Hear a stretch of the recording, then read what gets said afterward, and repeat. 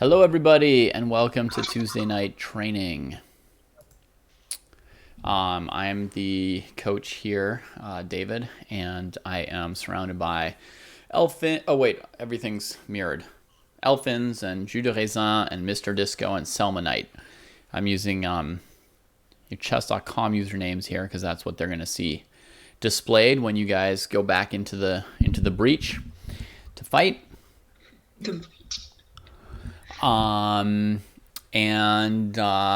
Today's going to be more of last week. But before we get into it, we're going to go around in a circle and see if you guys have any sort of, if you have, or if I can help you to have some kind of little goal for today's two games. So you're going to play a pair of 15-minute games. And does anybody have in mind a goal, something that they would like to work on during those two games? I just throw it out there to see if anyone already knows what they're working on. I'm going to try to not resign. I'm going to make my opponent prove that they're winning if they are. Okay. And also, I'm going to try to choose the right moves to calculate on. Okay. And how much does your opponent have to prove before you'll resign? They'll have to have like an extra queen for like no compensation. Okay. It's going to be a lot this time. Yeah, All I'll right. make them work for it. Cool.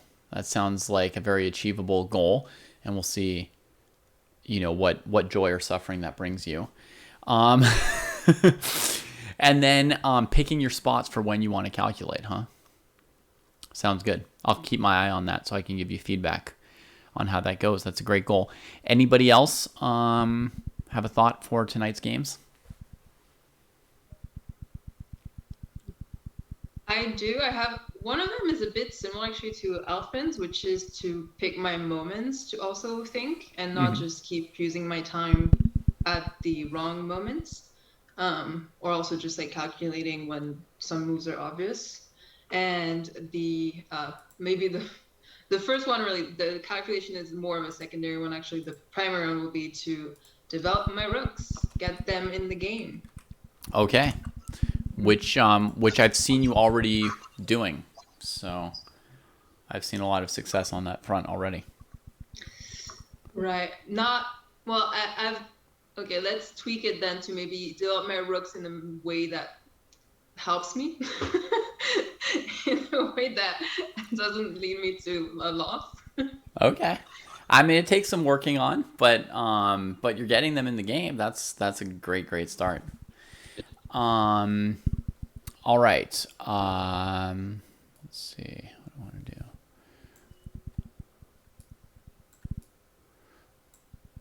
Okay. Thierry, you've got any thoughts of what you should work on in your next couple games? I'm not sure, honestly. I've just been working a lot on openings, so I hope I can get out my pieces very smoothly. Mm-hmm. And I need to avoid blunders more than anything else right now too. So I don't know, not lose any material for stupid reasons. Okay. Well, let me take a short pause to add to my notes. So, Selma Knight, you get the most time to think here.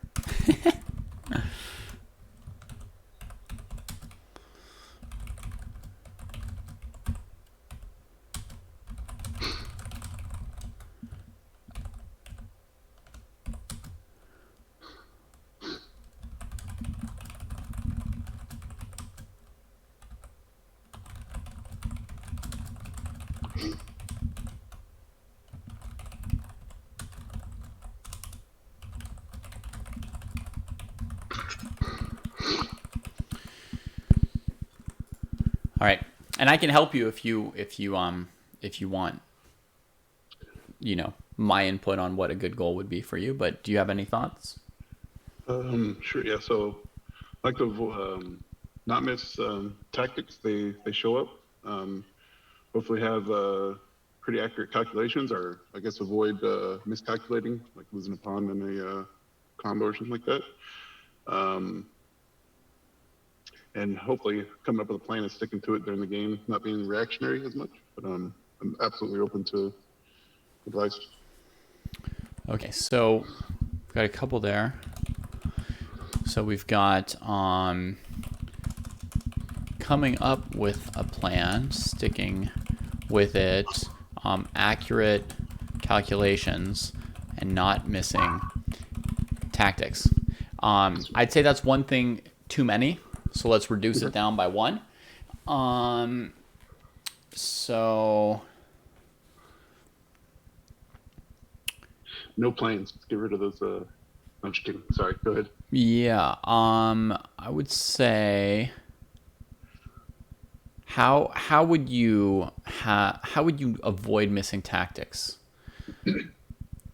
Because just avoiding missing tactics isn't really something you can do, right? What can you do that might lead to missing less tactics? I mean, we all miss tactics, but It kind of falls into calculating the critical lines, kind of like I guess my kind of very similar to my original goal or the first goal, and then also similar to what Elfin said, just I guess calculating at the right times.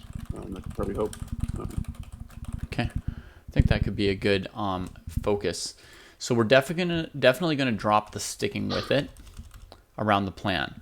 So we've got accurate calculations and trying to calculate at the right time, and then let's just say like having some kind of a plan. Okay, you don't need to stick with it.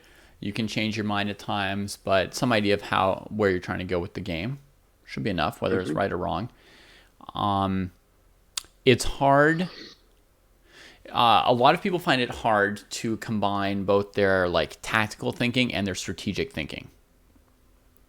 Right? So, like for example, three of you are talking about like, you know, sort of like calculating at the right times a bit. And that's sort of an element. It would be kind of tough to say like, am I calculating accurately for like the calculation? Am I also using my time well for the plan, right? Like if you're playing a 15-minute game, it's going to be hard for you to invest a lot of time in making a plan and a lot of time in calculating accurately. And people in general struggle with that period, even in longer time control games, that when they're thinking strategically, they often miss tactics. And when they're really like calculating a bunch of tactics, they may not have a whole plan, right? So I would say you can have a plan, but let's not invest like a lot of your time into that, right? So have a plan, but as far as like your time usage, you're looking to put it into some critical moments where you want to calculate a little bit further. Yes, sir. All right. Thanks for the raid, Let's Chess Live. We are very happy to have you and your followers here with us right now. We're doing a 12 to 1400 group training. These players are about to go into live chess and play a couple games, and we've just set up what their goals are for today, so we can track how that goes, see if that works out well for them. All right. And at this point, yeah, I think it'd be fine if you guys wanted to go and try to get your game started. David, Yeah. do you have like a more practical suggestion for me in terms of something to focus on right now? For your goal? Right. So if you want to reduce blunders, we could talk for a moment about how you might want to reduce blunders. I think your idea of getting your pieces out smoothly because you've been working on your opening makes perfect sense, and I think you can have 2 goals in a day if you want. By the way, if somebody just wanted to have 1 goal, that's perfectly reasonable as well. You know, there's no need to have 2 goals, right? But 2 goals is possible, for sure.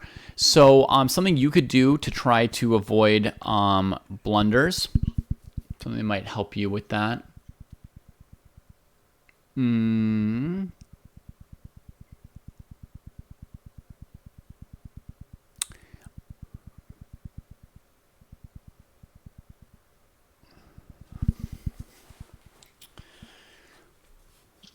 I think maybe here's like one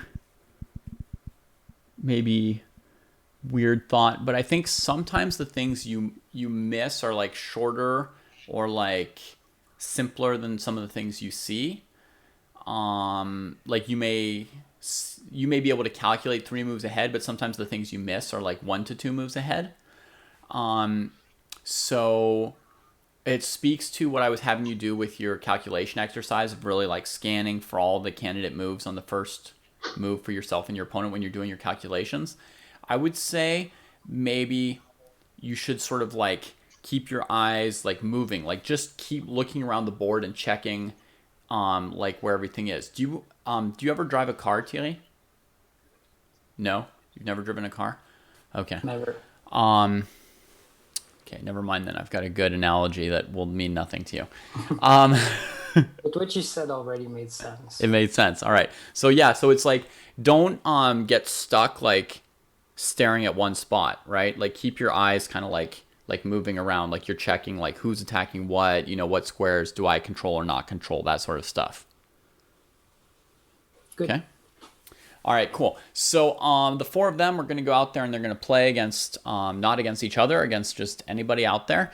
They're gonna leave the audio on the Zoom call so they won't hear me. I will comment on the games as I watch, and we'll check in between game 1 and 2 if you like, or you can plunge straight into the second game. If anybody feels upset about the first game, consider taking a moment to get it all back together before you plunge into the second game. All right. Go for it. Good luck, everybody. Yeah, you too. All right, let's go.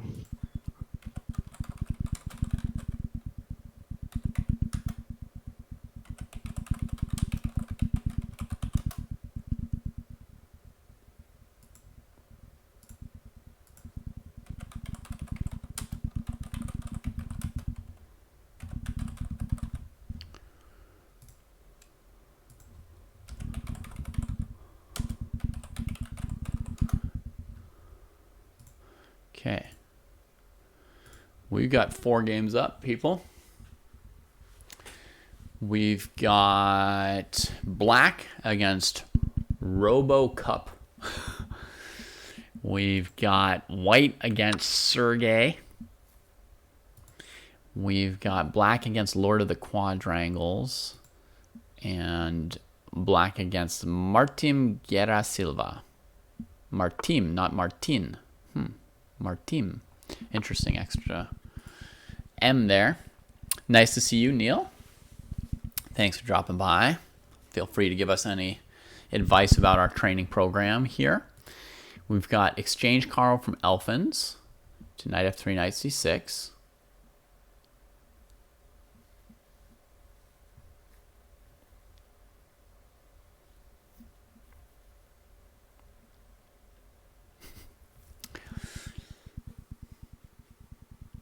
I think Thierry, if anyone's looking for a place to live without a car, I think Thierry's in Montreal. I've lived many years without a car. It's nice. All right, but on to the chess. So Elfin's layout here.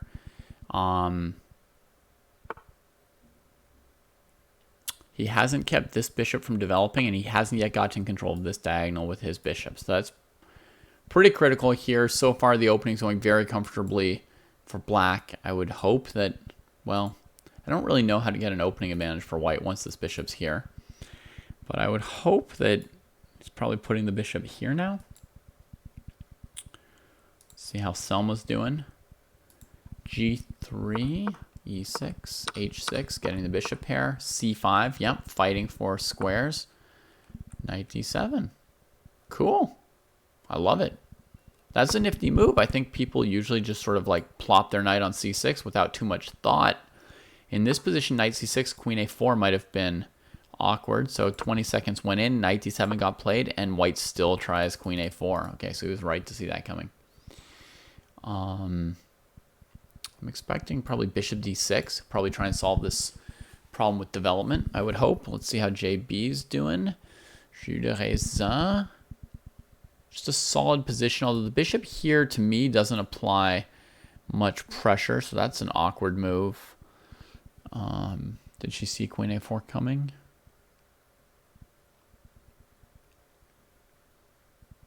Yeah, I guess so. Mr. Disco.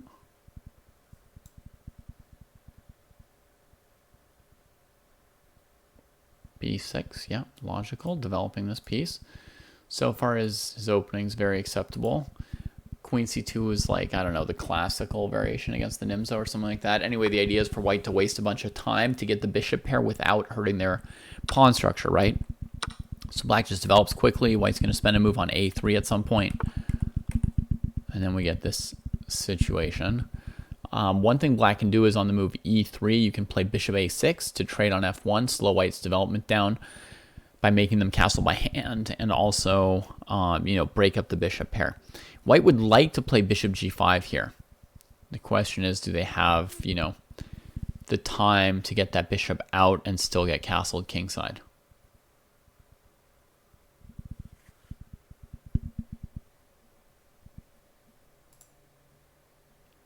Queen a4, just bishop e7, and black just traded, and white just traded off? That's a real gimme.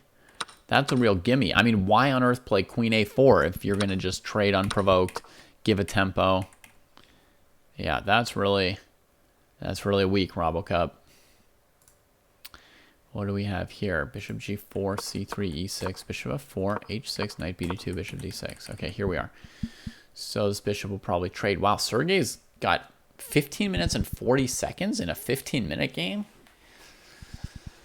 Playing too fast, but Elfins is using a lot of time on just like random developing moves. I think as far as his goal of thinking at the right times, I don't know. These moves are fairly standard. On the other hand, I mean, he's strong in like tactics, so maybe he meant that he wants to spend some time on these kind of decisions.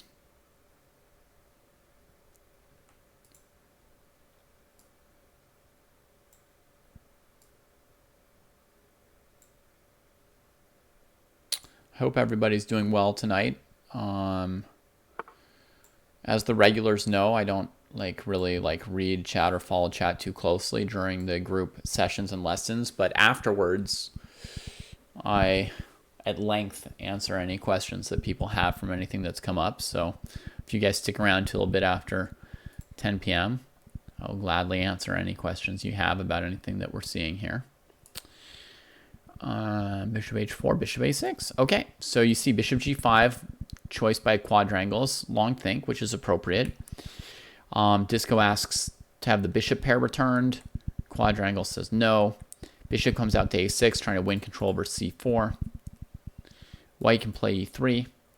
And if white does, hopefully he'll develop the knight and not himself trade on c4. That would be really bad for black to themselves trade on c4 and bring out white's bishop from f1.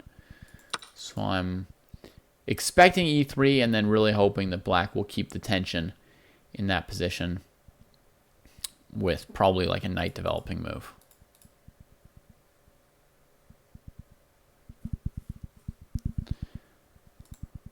All right, we got a cheer for Elfins. What happened? Got the queen off of that square. Knight here, g5. So black's coming with g4. White needs to prepare the move knight e5 because that's the only place this knight wants to go. Playing a move like h3 is only going to encourage black to castle queenside and then play g4. So this is really the moment to make sure you control the e5 square with the rook e1.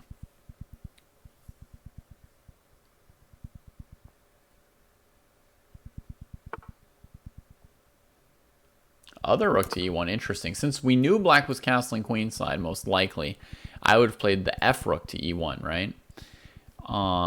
Anyway, he should just plop the knight on e5. It's not a big deal. You can even play f4 sometimes with white with your king on this side of the board. It depends, but I would have probably played, well, I would have certainly played the other rook, plopped the knight on e5, and then started looking at expanding these pawns. Let's check in on Jules de Rézan's rooks. Has she got them into the game? Not yet. She's in a pretty intense opening struggle, though. Here, here, here.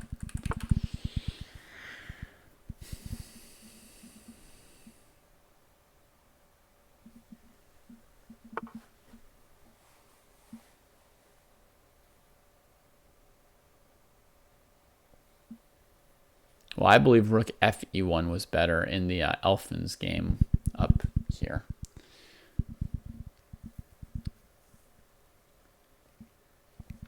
I also believe in just putting that knight on e5 as soon as you like or can.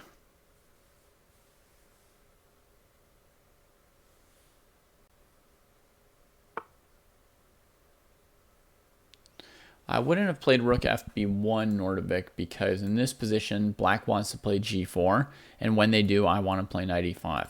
So for sure, I would put the rook here to defend the e5 square. Then if black plays g4, I can play knight e5. It plugs up the center of the board. It threatens f7 and c6. Black can't take it because they lose a piece. It's just clearly the square for that piece. So, okay, here comes a demonstration on the queen side from Elfins.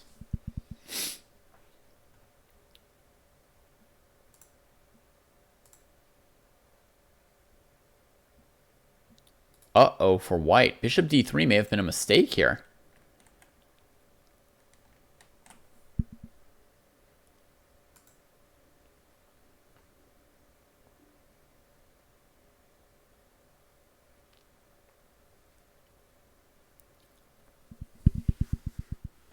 That looks like that could just be a piece gone for white.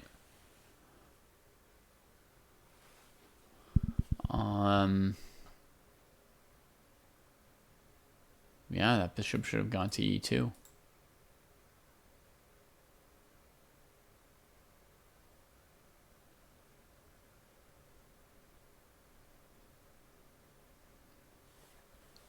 How to approach this kind of position Alpha can? Well, I mean, let's say white played bishop e2 instead of bishop d3. I would be looking at it as, you know, I don't want to trade my bishop for a knight, so I sort of want to trade my knight, bring this bishop back, fix this knight. I mean, the whole opening is just terrible for black, honestly, until they win a piece, because you don't want to trade the bishop, so what's it there for? You don't want your knight on c6, so what's it there for? It's a lot of work to rearrange all these pieces this early in an opening. So I'd be looking to, I don't know, play bishop d6 to maybe trade this and then play knight. Depends how white responds to it. Maybe I could, if I got lucky and white traded here, maybe I could play here and try to play e5 with the queen and knight and make use of this knight instead of rearranging it and then trying to make use of it. But it's a tough position for black here. All right, so now white loses even more because JB can take this. White's hoping that she'll take with the bishop and then the king defends the bishop. But just bishop takes bishop, wins the whole piece, and then she'll also win the rook coming up. So that's good for her.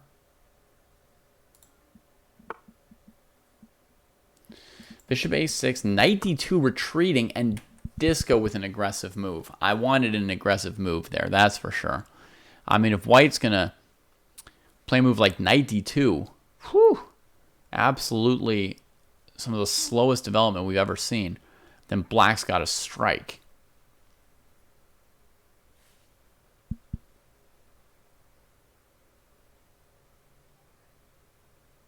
Okay, how are we doing over here? b4, knight d7, rook came back. Now see, because white never played knight e5, black could play g4 here. It's a pretty good move.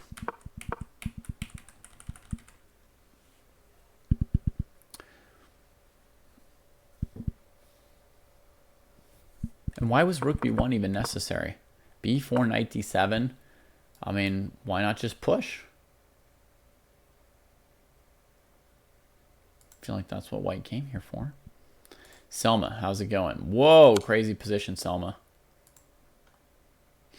We definitely missed a lot of this. Okay, so here, b5. Nice, another aggressive move from Selma. e3 coming in, no castling. Rook g1 tactic. Oh my lord, Selma. What was the time usage here? A minute on queen f3. That's really good. That's really good. Reasonably quick follow-up here on bishop e3. Check here. Taking pawns, which may or may not be necessary.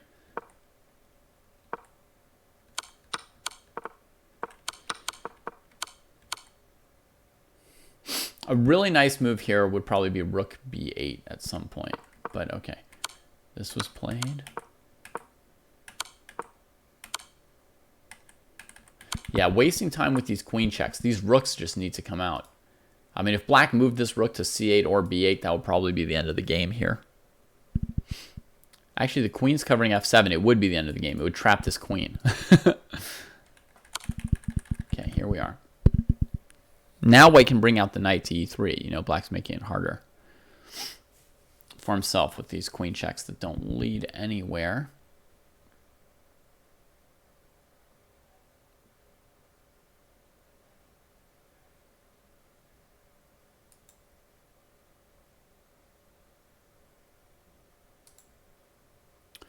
Jules Raisin, by the way, just took this piece and the opponent resigned right there, just down a rook. So that was, again, our first point of the night from JB, and she went right back into her next game, got double black.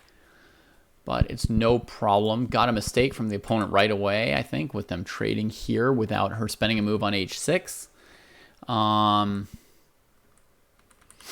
And here we are.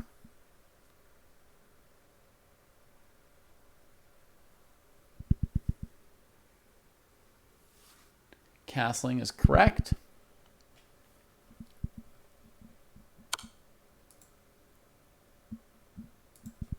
c5, e3, knight bd7. Okay, here's where black could have really tried to punish, and this is not something that Mr. Disco does well just yet, but you take, and play knight c6. You're going after this pawn, right? The point is to like trade and just take on d4, because the knight on f3 was guarding that, and it retreated to cover this square. So this more aggressive move, pressuring d4, is sort of the key to showing that white's opening was really bad. Knight bd7, which takes a more passive stance, where the pawn stops any further forward moves. Black's position is acceptable. You know, they'll quickly play rook c8. Their bishop's looking to trade this bishop. There's nothing wrong with black's position, but this move doesn't punish white. Okay, cd4, that's where we're at. What's going on here? Rook b8, but the queen got here. Okay, rook b2 check leads to mate. We'll see if Selma stops and uses some of these 8 minutes on this one.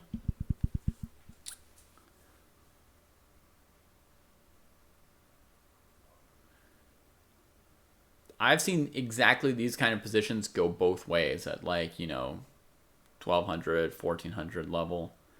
I've seen people lose these positions with the rook against the knight. I've seen them draw them. I've seen them win them. I've seen blunders back and forth where each side had like 3 chances to win the game. And I mean, it's as simple as, like, notice, I mean, he could have just won the queen. And that kind of precision, right? When the queen was here, just rook b8 winning a queen. Game over. Like, if you play that, you're like 100% to win the game, right? But you see random move, random move, random move. Now finally this move as soon as the queen's not trapped. And then rook f8, right? Just chasing the queen to keep taking pawns and missing checkmate over here.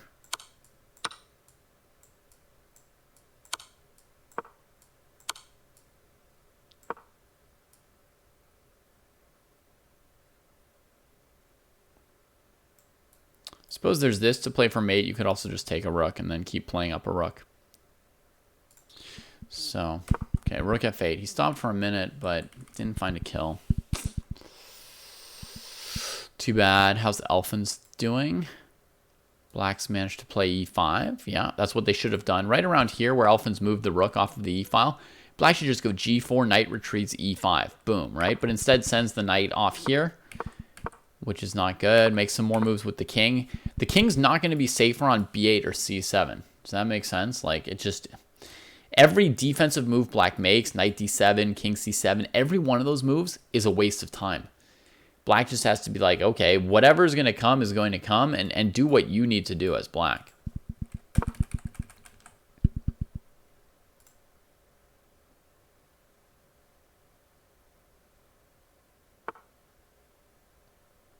Seemingly allowing e4.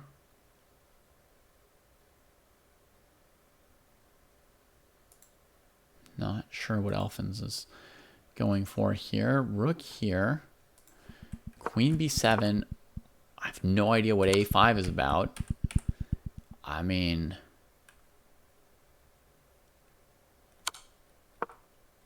Again, you know, developing the rook would have been good. Really just randomish moves. Is the king going to go hide here? In a sense, Black's very lucky that white brought the queen over here instead of taking this pawn. Because if you take the pawn, the king's kind of got nowhere to hide this game. And if black doesn't know how to kill white's king, white's going to get dozens of chances to mess with black's king. But by going for this like check here, you know, he could chase black's king to safety.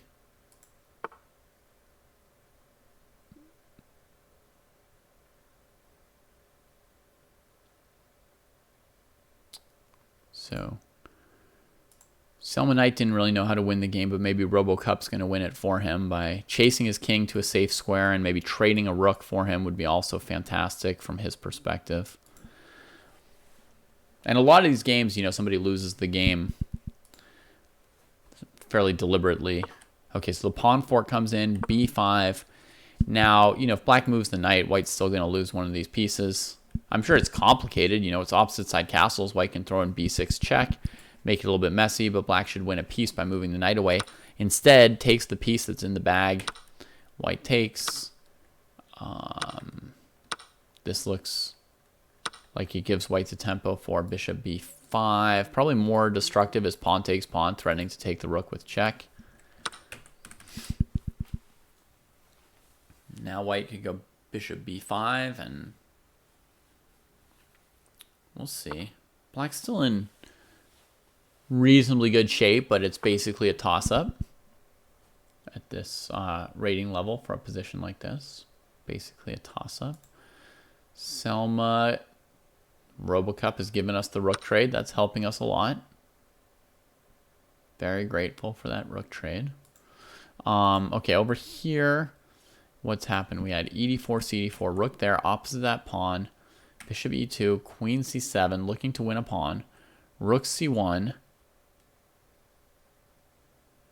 Yeah, and here's probably a chance to win a piece by taking and playing b5. At least that's what you need to calculate, right? But he plays knight e4, takes. Well, presumably he's going to recapture his piece. Odd.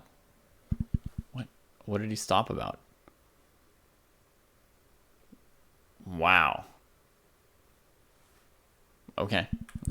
I was going to say after this move, you know, now you've taken all pressure off of this, so all these pieces are now stupid. The bishop and rook, even maybe the queen that have all been like placed here, become stupid with knight e4. But the plan was queen f4? Wow. Wow. Take my breath away. Okay, JB on this side of the queen's gambit. Exchanged. Yes. Trade the bishop. Yes! All right, she's looking very good here. Position's good. Here there's a nice maneuver for black. Knight b6 to c4. See what happens with that. b5, yeah. This a5 was not very good because white can just push past, and that's exactly the move white wanted to play, that b5 move. And here, white could strongly consider taking out black's center. So she definitely didn't know what to do with her structure here. Like, she didn't realize that white wanted to play b5 or how it would sort of work out. But normally in this position, folks, you would play b5 to lock in this square. And then your next moves are basically knight b6, c4. If white ever plays a4, you play a6 to keep that point strong. And you just go knight b6 to c4. And honestly, if white plays a4, they'll later regret it when you play bishop e7 and attack the isolated pawn on b4. They can't move. At what rating do the main blunders switch from tactical to positional? Depends on the player raised to GM.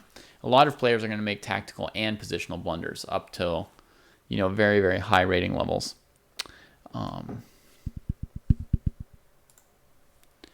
Okay, Disco's queen f4 is making the Lord of the Quadrangle have himself a deep think. Knight gets thrown away here. Probably take it with the knight. I would hope. This knight's like can only be improved by coming this way. How are things going here? a6. Yeah, I wasn't sure if a6 was good or not. It's good to weaken the light squares. It's bad to block the b file. Who knows?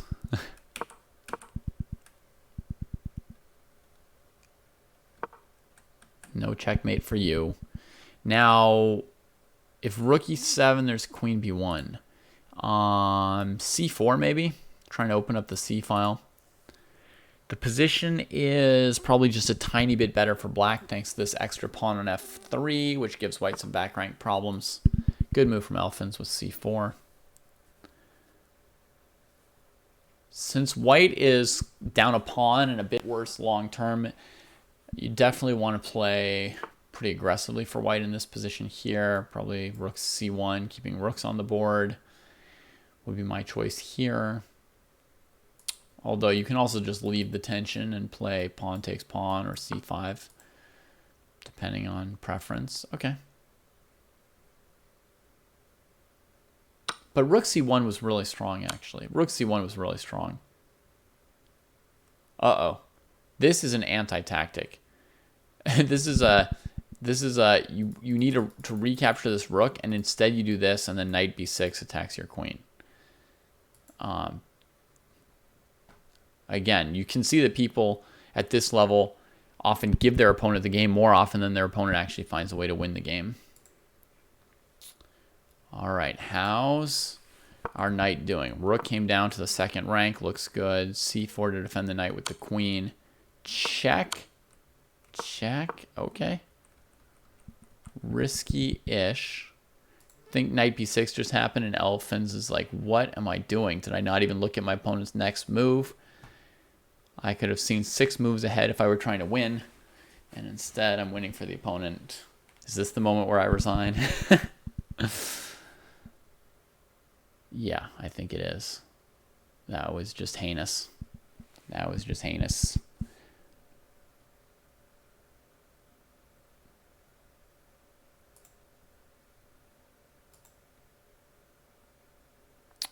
Okay, so our poor jus de raisin. Not clear what to do about this structure.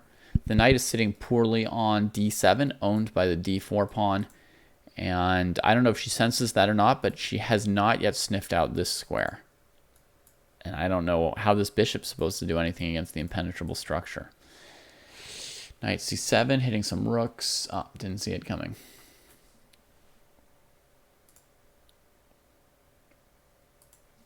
Took with the knight, good. Bishop g3, moves the queen. Okay. Very complicated play from Mr. Disco, but putting a lot of pressure on quadrangles, honestly. Queen's eyeing this, knight's eyeing this, bishop's eyeing this. It's a lot of pressure for quadrangles. It's getting low on time. Okay, queen b5, check. Okay, just going to see if maybe black allows a checkmate on b7 before resigning down 2 rooks. Strongly approve of that compared to resigning. It's a step in the right direction. b3.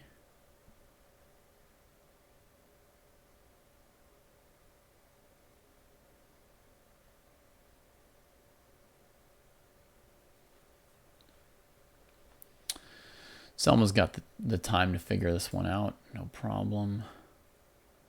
Queen c6, threatening that mate. Very good. You guys see what black should play here? What should Sergey do if he wants this game to be surgical? h4.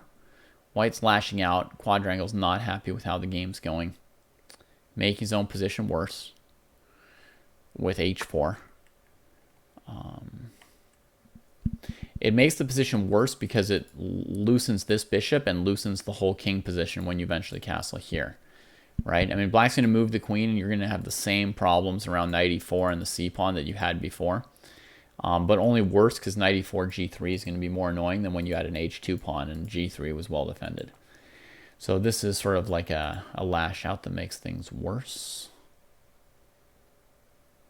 Okay, puts the rook aggressively. The opponent's thinking about that. Queen c6, stop the checkmate, and that was enough for resignation. Sure. Fair. Taking a break, check. Good work, Elfins. Good work.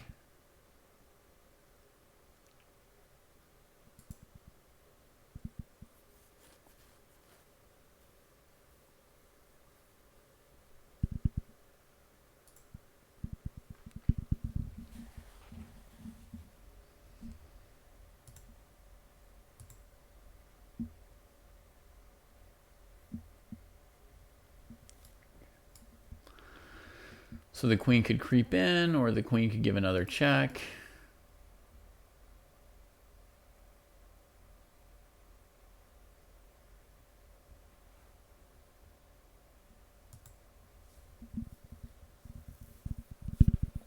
Xanth spending Selma Knight is Xanth. Selma Knight or Xanth spending a lot of time in this position. It's a good move though. The moves are quite good so far.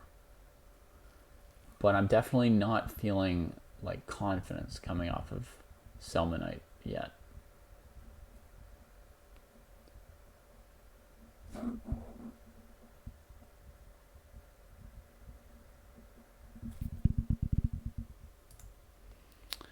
Okay, white castled, knight e4, queen here, takes. So that's only the first pawn, but it sure feels like Thierry's nailing white here when he comes through the square, right? Like hammer, smack, the bishop goes straight through the c4 square, and maybe they call those things pins or skewers or whatever, but this looks like a nail being driven in right here, taking out the white pieces, up a pawn, beautiful knight here. And as I said, this structure's a little bit flimsier. White would gladly move the pawn back to h2, right?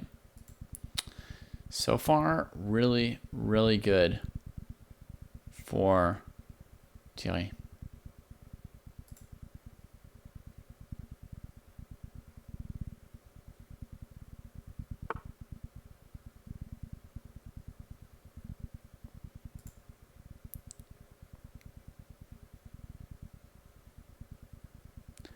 Yeah, Xanth is thinking on every single move. I'm not sure how Xanth is planning to win against the c-pawn coming down. Like, rook check, king comes up. What's the next move there?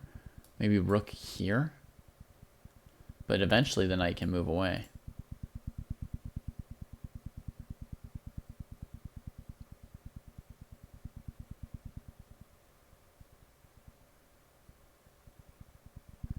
Yeah, it's hard to put people away.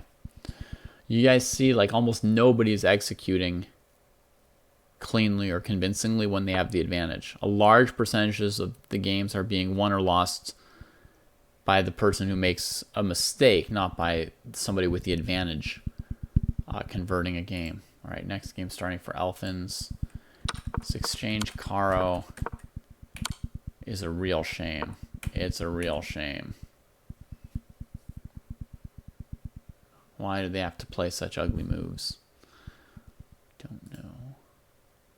Okay, rook over here, threatening back rank mate. Again, only threatening it because white, you know, if white loses here, it'll be because white traded their rook. It'll be because white walked the king into back rank mate. Selma Knight never actually made a threat, right? If I just ignored and played c6, c7, c8, I'd probably win for white here.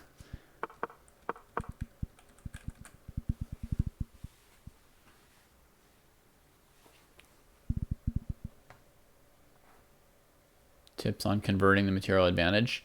Yeah, you have to calculate and just figure out a way to beat your opponent. Like in this position here, maybe here, calculate this line.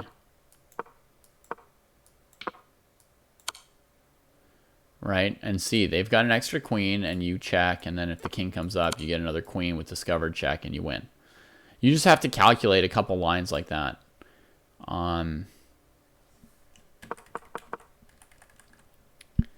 The same line may work here, e5, c6, e4, c7, e3, right?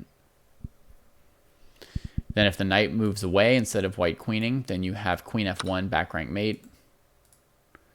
This move here, he's calculated something. He's planning c6, queen c3 check to trade queens and win the c-pawn with the rook. And then the endgame will be, relatively speaking, easy.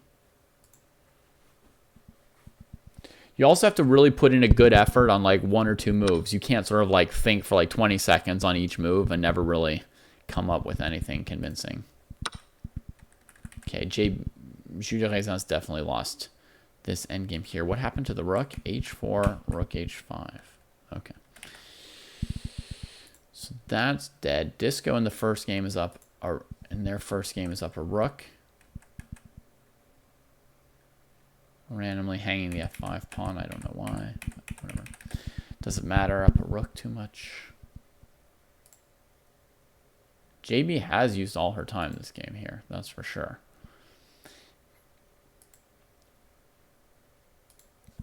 Wow. Things got complicated here. Elfins looking to achieve something. Makes the trade, makes another trade. But it seems like he's just trying to force something where there's nothing to be had, right? I mean, he threw his minor pieces of Black's position, but he's got no reason to think he has the advantage here, right? I mean, Black's pieces are out in equal number. Black's played no bad moves. So all he's going to do is trade off some stuff and give up some of his own positional strength here.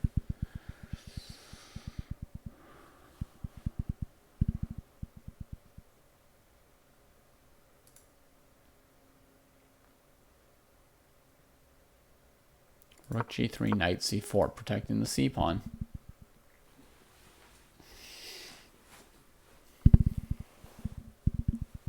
And threatening knight e5. If Black thinks that things are easy, they're not. Black can trade queens, but if they do so on c3, their rook will be on a weird square and they don't know how to stop this pawn. There's another way to trade queens, but it's a lot harder to calculate it because queen f1, king b2, rook c2, king a3, queen c1. Okay. Trades them here.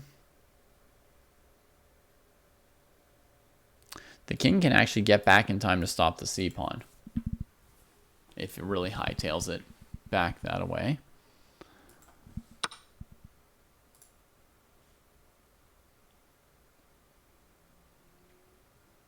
Yeah, with extra rooks, these positions are just waiting for resignation, more or less. I don't think either of these players has like any chance of a comeback in these games down a rook at this level. Okay, so you guys can see the result of Elfin's complicated tactical operations is a position that's, you know, just very pleasant for Black. They've got the bishop pair, they've got the A and C files. The doubled pawns are good, because this one just gets really far advanced, increasing pressure against the a2 and c2. And if white ever moves one of those pawns, Black can use this b pawn to trade it. So overall, a very nice position for Black. The one issue they have to deal with is, how are you going to castle kingside? And they need an answer to that, right? So...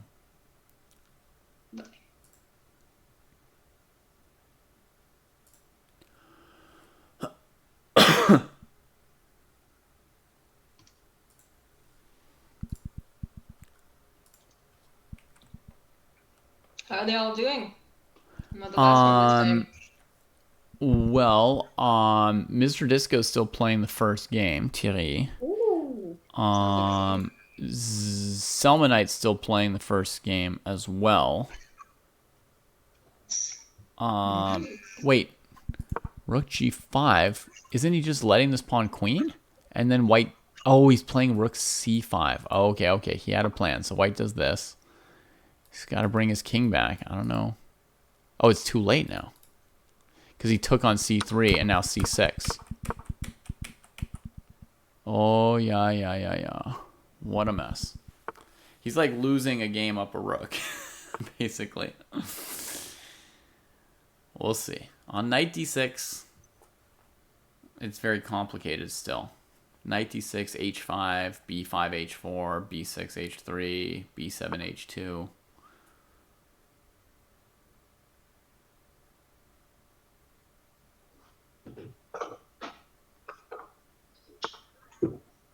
Found h5. That's really good.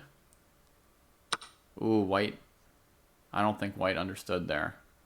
Playing c8 so quickly with 7 minutes on the clock. Not considering pushing the b pawn up or any other tactical lines. King g5, knight c6. There's fine too.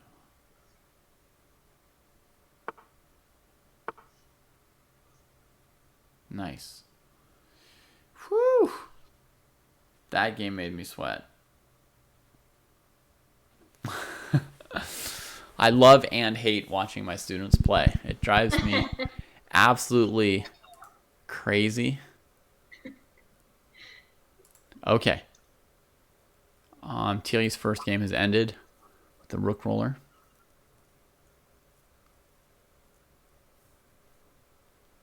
Hey, David.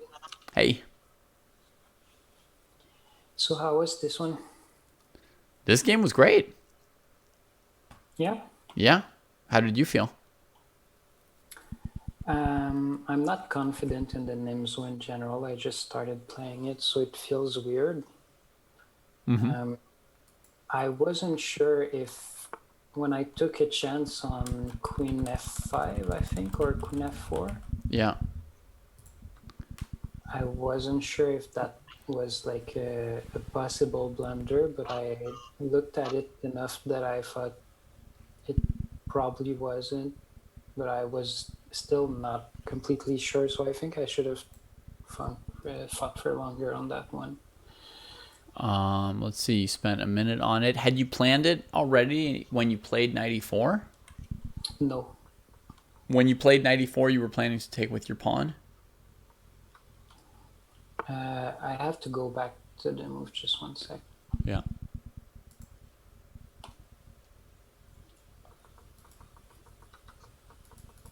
Pure fun handing Elfin a purely free pawn for no conceivable reason here.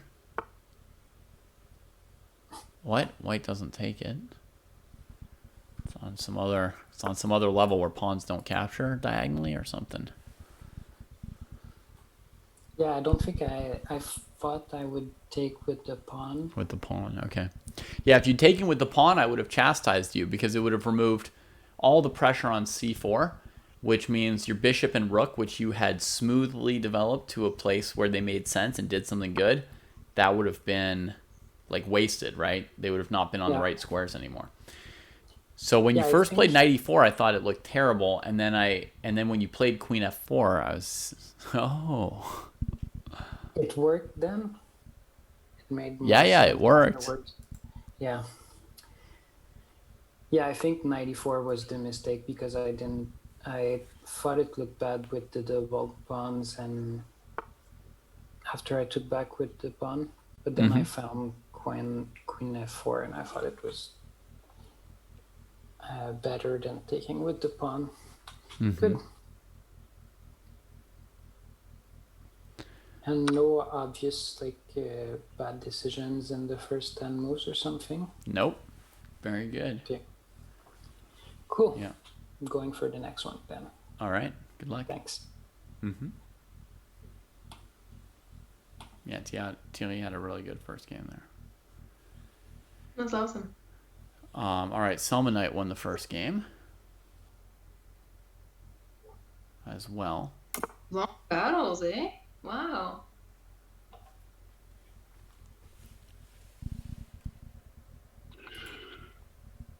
Second Nimzo for Mr. Disco.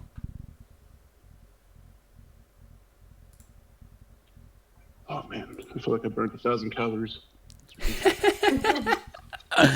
Yeah. That was exhausting. Ooh, look at that juicy e6 pawn beckoning to Elfins.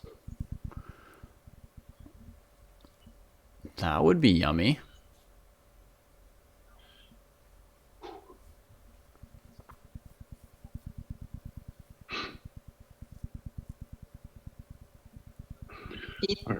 What? I'm too tired to follow all this. Even when you were like trying to point a few things out to Thierry, I was trying to find the squares and just not managing. And here again, I'm like, wait, e6. E6, yeah. It's the pawn that the rook and knight are looking at. Right, there it is. Yeah. I no. Yeah. So basically, the only nice thing about Elfin's position around move 11 was that Black has a question they have to answer about the g7 pawn and how they want to develop the bishop and get castled. And when your opponent has a question to answer, they'll very often come up with some like absolutely like terrible moves. And that's what Black seems to have done this game. They basically just played f6, moved the bishop off of d7 first so that the e6 pawn would be completely hanging.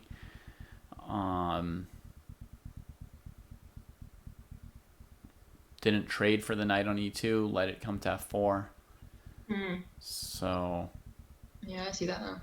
yeah, gave Elfins like a very strong plan. Knight f4, knight e6. I mean, the best thing black can do is probably play bishop d7 and trade the bishop for the knight when it comes into e6, but that'll still be, down 2 pawns for nothing. Did you want me to go ahead and try to grab another game, or do you think with the timer right now? You could if you like. Thierry started a second game. And if you are tired and don't feel the need to play a second game, you don't have to. Yeah, sure. That was fun. It was exhausting, but whew, man, it was. I feel like I need to turn my fan on. Yeah. How's the weather in Texas this week? It's nice actually. I don't go outside too often, but yeah, it's around 70 right now. It's, That's so nice. We need some nice weather. I think it was snowing here last week. oh wow, I haven't seen snow in 7 years probably. Well, I guess we just had the freeze a couple months ago. Yeah. Yeah, doesn't quite get sunny until late here in Toronto, but oh well. Yeah, right now it's 71 outside. I just Googled it. 71. Nice and cloudy. So let's see if Thierry's opening was smooth. That's what he wanted from himself. Smooth, right? So c5, locking up the bishop. a3, forcing it to trade. Takes. I mean, I would guess this position's quite good for white that he's playing into. Knight c6 in 3 seconds, and then b5, and then he thinks for a minute. Basically, when you play knight c6, what did you think your opponent was going to do? You're attacking their pawn. It's going to come to b5. I'd love to see him think more of that minute on knight c6 and more like 3 seconds on moving the knight away when the opponent plays b5. Because that move shouldn't be a surprise. Like in his previous game, he played this knight e4 move, which looked bad, planning to recapture with his pawn. The opponent took it, and for some reason he stopped and thought for a minute and found like an amazing move that made the position okay for him. But normally you would think for a while before you made the choice to plop the knight in the center for a trade. And then once you plop the knight in the center for a trade, like you kind of know whether you're recapturing or not, right? Like when your opponent takes it, you don't then just start thinking for a minute. You just sort of recapture automatically. So it's very odd that he kind of like sometimes is flipping like his time usage from what I would find more normal. Yeah. I wonder if it's self-doubt or something like that, right? Because for me, that's definitely what it is, where I'll play a move too quick and then get hit because of it. And all of a sudden, even though it's very obvious what I should be doing, I'll take my time because I think that somehow I can find a save, or that, somehow I mean, also the intuitive move that I'm thinking of is as bad as the one I just played. So I have to like stop. Yeah, I mean, if you get surprised by something, if you take a hit, like you're saying, it is recommended to stop and think in that case, right? And I mean, when Thierry put his knight in the center, he couldn't have been surprised by the opponent taking it. I mean, it was like the only move they were going to play, I think. Mm-hmm. He must have seen it. This game here, though, I wonder if when he played knight c6, he expected b5 or not. I feel like sometimes Thierry is getting surprised by moves that shouldn't be surprising. And yes, if you're surprised, you should stop and think. But if your opponent's surprising you like every move, that's not that's not good, right? You have to be able to predict some of their moves. I mean, if their moves are terrible and you're surprised by them, that's okay. You don't need to expect, queen d2 for white here or something like that. But if your opponent's playing like normal moves, you should have taken them into account. Sure. Yeah. Okay, so Elfin's got the knight to e6. Bishop trade. Takes the rook. Still has the knight on e6. Wow. And Alexis saying he's got queen g4 here. Queen g4 is the kind of move that Elfins looks at. For sure. Queen g4. If rook e7, then there's knight takes g7. That's a very good tactical trick. I would expect Elfins to see it 100% in Tactics Trainer. And probably most of the time in his own games.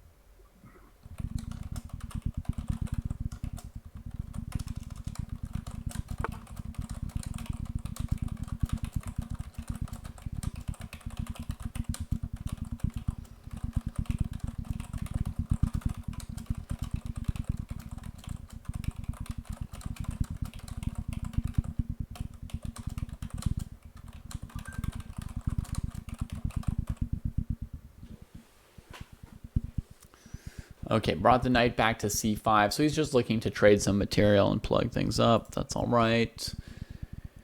On the other side, Mr. Disco is up a pawn. But a pretty complicated position. Too soon to really say that he's got an advantage. Well, I mean, he has an advantage, but it's not massive yet. All right, and Elfins gets a trade. Hooray for him. People really... I mean, as black here, pure fun to trade the rook and bring white's queen to the e-file when white's ahead material has got to be a bad practical decision compared to just moving the rook away. And I noticed, Selmanite, like in your game, that your opponent played rook f1 and then rook takes f8, trading off their last rook when they were in a probably losing position. And that helped you so much. so much. You know, they're like really like, they're making more progress for you than you had made in your previous like 6 moves for yourself, right? Like you had checked around a few times, their king could get out of the checks, you'd you know, not found a place to hide your king, nor a good use for your second rook. And then they checked your queen all the way over to g6, where it was well hidden by your pawn structure, and brought out their rook and traded off your rook that was on a8 doing nothing. So, I mean... I was relieved when that happened. I wasn't expecting it, but... Yeah, you can see how much people like just sort of like lose the game versus win the game. Okay, so Elfins brings the queen to e6, which is good. JB, where should the white rook go in this position? Or is it too soon? In the Elfins versus Pure Fun game. Or is it too soon to bring out the rook? No, I think probably rook c1. No, you can't do that. You're pinning it to. You could do it, but it seems risky. No, you don't want to do. Yeah, no. Where do you bring it? Maybe behind the queen. Yep. Rook e1. Yeah. Fully open file threatens queen e8 with back rank mate. Mm-hmm.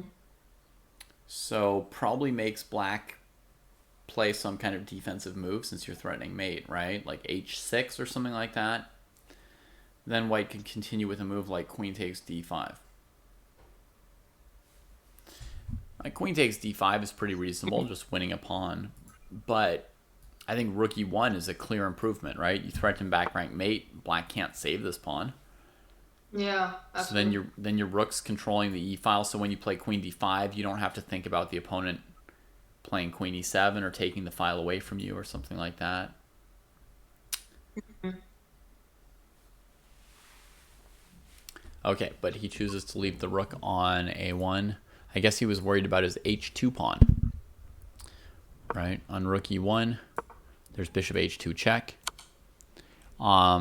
Luckily for white, that just loses the game harder for black because after king h1, black's threatened by back rank checkmate still, as well as g3 winning the bishop. on h2. Mhm. So that just makes things easier for white. I'm sure black would play bishop h2. All right, g3 is played. Mr. Disco, how smooth are the pieces? This knight on e5 moves to g4 again, instead of developing the bishop or rook. h3 is played, and the knight just has to keep moving. So we can tell that was very bad to move that knight twice when there are pieces that have not yet moved once. Mhm.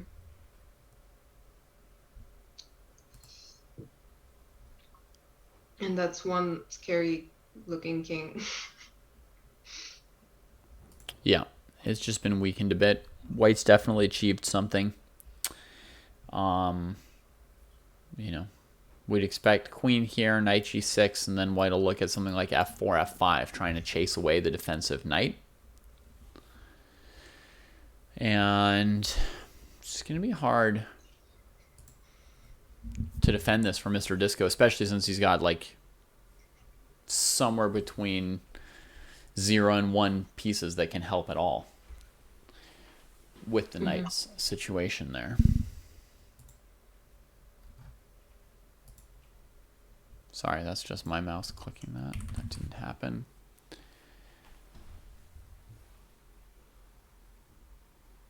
Yeah, Twitch Stu says knight g4, h3 seems like another good example of him not even looking at the most obvious response from his opponent, right? Because presumably what Thierry was thinking here was bishop g5, white wants to trade on f6 and double my pawns, right? I'll stop that with knight g4. But what's the most obvious possible move for white in response? h3. Mm-hmm. Right? You're trying to support your knight with a piece that's all alone on white's side of the board with no other black pieces around it to support it, no anything, right? And white could play h3, white could play f3, but I mean, these are the most obvious moves you could look at, and they're good for white. Right? Then you're just moving back and forth, wasting time while white accomplishes their goal. Now, it turns out white doesn't even really have such a big threat of taking on f6. I mean, they can, but c'est la vie, right? I mean, you should just develop your bishop to b7, and if white takes on f6 and goes after the pawn, then you come here. It's not the end of the world. Partly because your development is now such that you'll be able to come help the knight. But if you spend time moving your knight back and forth, then you reach a position where it's harder to, where this becomes an actual threat. All right, Elfins signals that this is back rank mate. Signals the, well, what did you expect, dude? And look at this. He played rook e1 threatening back rank mate, and his opponent just took the knight in 20 seconds. And Elfins pre-moves out the mate. Violent. All right. Got a puzzle rush in at the end. See, Queen. like all those maiden ones come in handy. Yeah. Yeah. It is truly one of the best feelings when you do manage to get like one of those puzzle rushes that you like know by heart on an actual game. Yep. That's pretty good. I've got a couple back ranks too, and it always feels nice. Although I double check it maybe like 10 more times than I do with Puzzle Rush. Like Puzzle Rush, I don't even think. I just say, okay, yeah, back rank mate. Yeah. But then in a game, I'm like, okay, but this piece, is it coming in here? No, it's. But what about that one? That's good. That's the right process.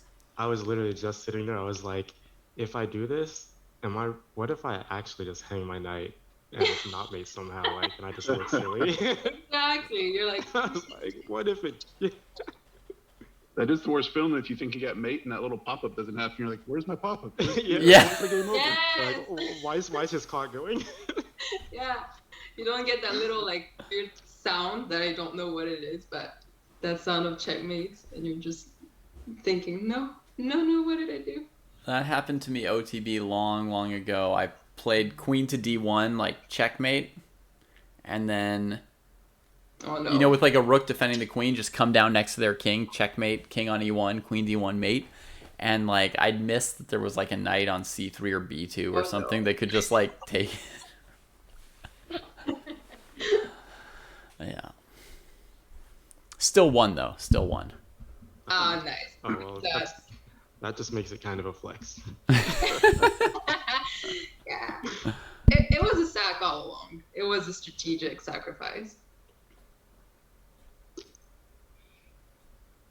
All So I'm right. not sure if you guys saw, but my first opponent was like 200 points higher, and he played the Karo Khan, Yeah. which is like a menace to me. And then my second opponent was lower rated, but he played the Karo Khan, and I was just like, bro. Yeah. So you don't like playing against it? I like never. I feel like I get it the least. It's like the least common response that I personally have gotten. Like Mm-hmm. And also I have a friend who plays the Karo Khan, and he beats me like 75% of the time. He's a bit stronger. So it's like the only time I'm playing as the Karo, I'm getting crushed. Yeah. Well, that exchange variation you're playing's definitely not looking good. Your opponent got good positions by move like 6 each game. Well, Checkmate. Okay. Welcome back, Thierry. So that game, I think you were plagued by not seeing your opponent's moves like a bunch of times. Like not really considering. I don't know if you considered any moves for like your opponent on some of those moves. Like if you even like if it was even like if I do this, they'll do that. I don't know if you even like did that, but if you did, you definitely didn't look at like the most obvious move for them to play a couple times. Like white lifted the rook, and it seems like you didn't realize they were going to play rook g3, queen g7 mate at the end. Or like when you defended the knight on f6 with knight g4, I don't think you looked at h3, which just makes your move a waste. Yeah. Yeah. So definitely like a failure to look at your opponent's next move. Which yeah, that's like definitely like a standout from this. The first game was so good, and the second game, this was like a real problem that their moves kept surprising you. Elfins, that first game, I'm not sure what you meant about like picking your times when to think. Did you mean to spend your time on like key moments for calculation or on laying out a plan for the game? When did you want to spend your time? I have a bad habit of spending like too much time calculating when I just need to like develop a piece. Right. Or sometimes like just spending a lot of time on moves like rook e1, things Right. like that. So Like, that spending, like, happened a calculating, lot like, in that just need to first play rook game. e1. So that happened a lot in that first game then, right? Exactly what you wanted Yeah. to work on. Because I noticed in that opening, and it's not like it even produced good moves, right? Well, They're just so actually, I think there was a point where I think in the first game, there was a point where I basically was just like how do I want to play this? Yeah. So there was one move where I spent a lot of time just trying to decide like how do I want to develop my pieces. Trying to think, where was that? That was the move where I played bishop f4. That move, I think I spent like 2 minutes just trying to decide how do I actually want to play this opening.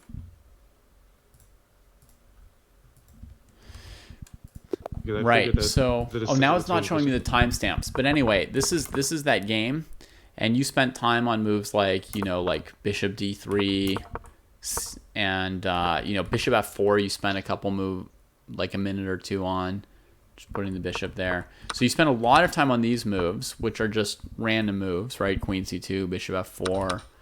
At some point here, rook e1, right? Which don't matter that much, right? And then we get to this complicated point where the opponent's attacking your pieces, you're attacking their pieces, and you had something like 4 minutes against 14 or something like that, right? Yeah. which I think is like a bit of a disadvantage in this kind of a complicated position. I mean, you're a good calculator, but you'd want to have some more of your time here. And the mistake that like loses the game where you trade on b6 after rook e1, where you take on b6,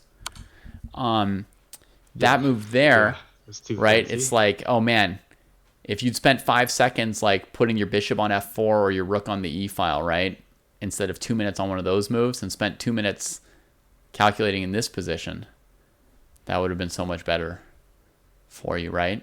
So the first game that didn't go your way, I think definitely that when to spend your time sounds like it was plaguing you. But that game did give you the chance to achieve your other goal of not resigning, right?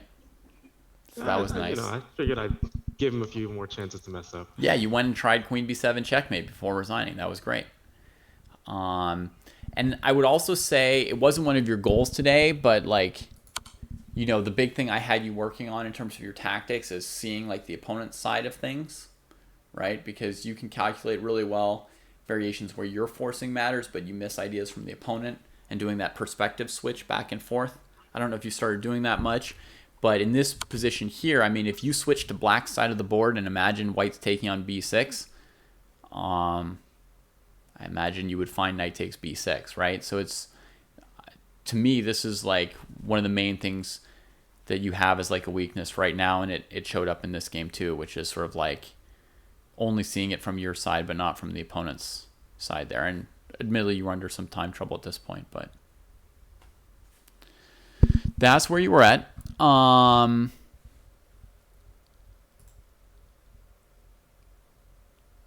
Okay, so I got to get the next group in here. But good training, everybody.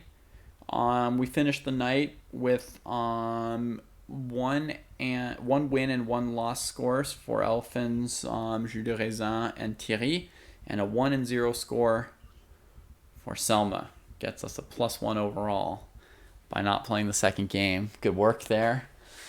And I'll see you guys again on Thursday evening, if not sooner. Thank you. Yeah, thanks. Awesome. Thanks so Sounds much. good. Thank you, David. Night. Ciao. All right, folks. Let's do our transition here. 1400 to 1600 group.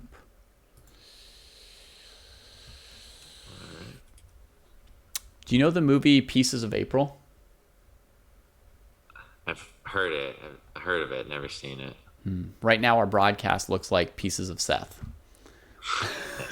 I've got I see that. I see I've that. got 5 We got different like little mosaics. It's like a left eye, a chin. Yep. Yeah, nice. Yeah, there we go. Now you're in all of them. Beautiful. All right, now I'll let everybody else in, but that was fun.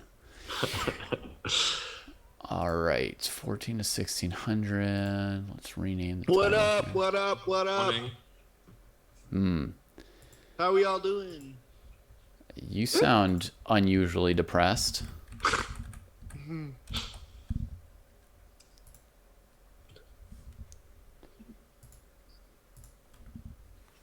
All right, boom. All right, I'll switch your names. Did everybody other than Falk see the previous group in part? Just a little bit at Just a the little end. bit. Okay. What we're going to do today is you're going to play 2 rapid games in the pool. Okay. And we're going to, watch and cheer for you. You'll turn off your sound while you play. You're not going to play against each other today. You're just going to go out there and try and bring home some rating points for the dojo. Okay, so the goal is overall to score more than 4 out of 8. Okay. I'm back over 1300 again, so I'm happy about that. Thank Hopefully goodness. I don't drop under it. Thank It's goodness. like I'm right on the edge, but we'll Yeah. see. Any day now, I might swap you with Elfins or something. Yeah, if Elkins gets to 1400, you might have a good case, actually. What's the soccer thing? Relegation? Yeah, you're gonna get relegated. I know. I gotta pull things together a little bit. But I can't got talk. like 70 point. I went on like a 70-point run in the last few days. So Okay. yeah, we'll see. What time control do you want us to do?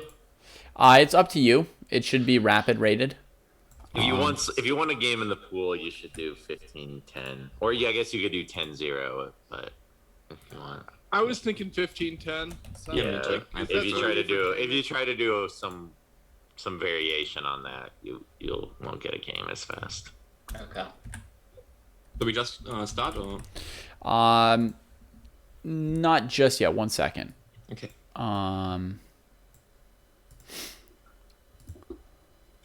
Actually, I've got room to. We're doing those goals like the other group. Okay. So not the hours where my elo goes up, but What's that, Seth? or bad. So these are not the hours where my elo goes up. But Oh, at night games. yeah, we'll do my best. Okay. Well, maybe today will be different. Hopefully. All right. So, does anybody have a goal? In what they're like trying to work on in their next games? Do you have something already in mind for whenever you do practice?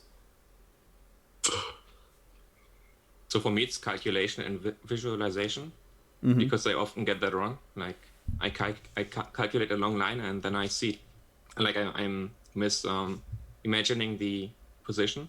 Okay. So you calculate the So- line correctly, but at the end of the line, the position's not what you thought. That and that's also like, for example, I struggle with pieces where like which squares they cover. For Okay. example, if a knight is on like on A3, I might miss that he's covering like B5 at the end of the line. Uh-huh. So that's like what I'm trying to work on. Gotcha. Okay. Sounds good.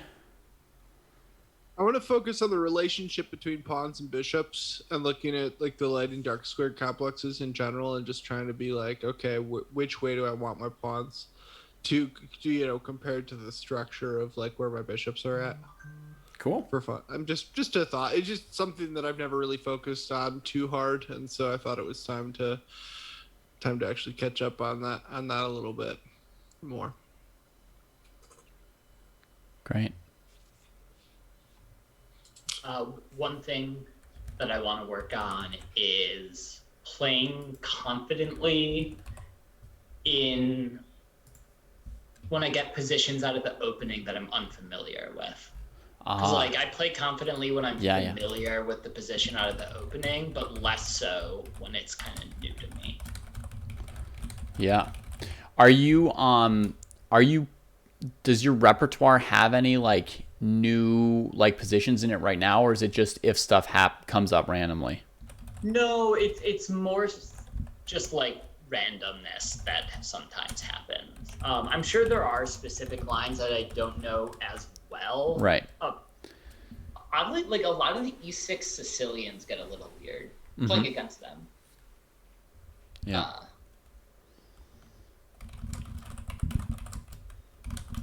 Yeah.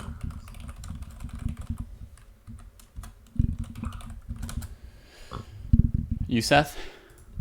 I don't know. I have a lot of things I think I could say.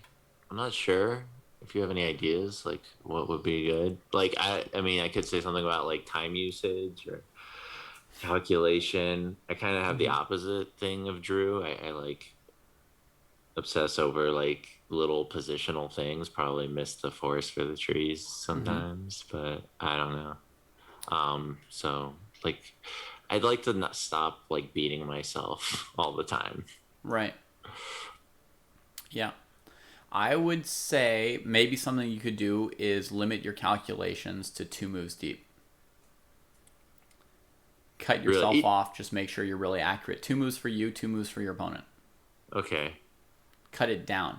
Because you're looking really far ahead, and you're also, which is a source of time trouble, you're also like missing things that are within those 2 moves. So if you just focus on calculating the first 2 moves really well, it'll have more payoff than calculating 4 moves ahead is giving you. I don't think the stuff you're seeing 4 or 5 moves ahead is like helping you win more games. Yeah. Okay. All right. Yeah. I just. Okay. Yeah. That's good. Just. That's Focus. just for calculation. That's different than your strategic stuff, right? Like if you're like, I think that pawn's going to be isolated eventually, that might be 10 moves ahead. That's not Sure, like right. that's not Yeah, calculating too far, right? But Right. It's not calculating. It's just. But Good chess. I also yeah. It's like, but. It's like I forget to check sometimes at just like the most inopportune time. It's like I'll be thinking like check, and then the moment you don't, I don't know. It's like I don't know. It's like a focus thing maybe. yeah. Okay. So try that for today. I mean, if you're All right. looking for 2 suggestions. moves. Unless if there's like a amazing like 3-move combo, but okay. You can calculate 2 moves and see if it seems plausible based on those 2 moves. Okay, 2 moves. Calculate 2 moves. That's what I'll do. All right. Yeah. Okay. I mean, I saw at least twice this weekend where you missed something that was within the first 2 moves. One was like you had like maybe like a bishop on h4 defended by a knight on f3, and your opponent had bishop e7, queen d8, and they could just take twice. You lost a piece like that in an exchange queen's gambit. Yeah. Oh my god. Well, well, again, it was like I know that like once the knight moved, the other knight, or was it the bishop? Was Right, the attached bishops to face each other when the knight moves. I'm sure. Right, the bishops face each other when the like knight I was moves, and certain just you knew forgot that about pattern. it. Yeah. And I just forgot about it. So just try and like get it down shorter. And then the other thing you could do potentially is think more optimistically in some way. Visualize victory. Okay. All right. See yourself as the winner. All right. All right. Well, you can start your games whenever you want. I'm going to go follow you. Do we leave audio? You can leave audio, yeah. Okay. Leaving audio.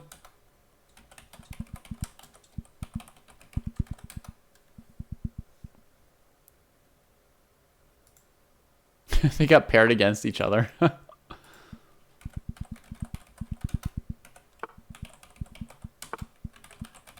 Look at that. What were the odds, folks? Should we still play this? Sure. Okay. Actually, no. Just agree to a draw and play someone else.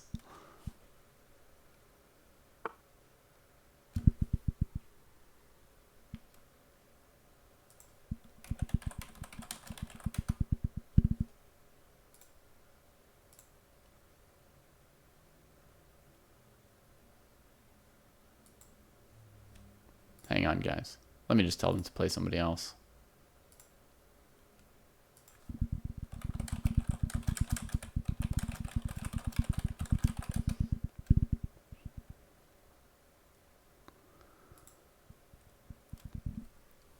If they just, they play each other a lot, Dat Fancy Ian, and I want them to go, win some points against other people.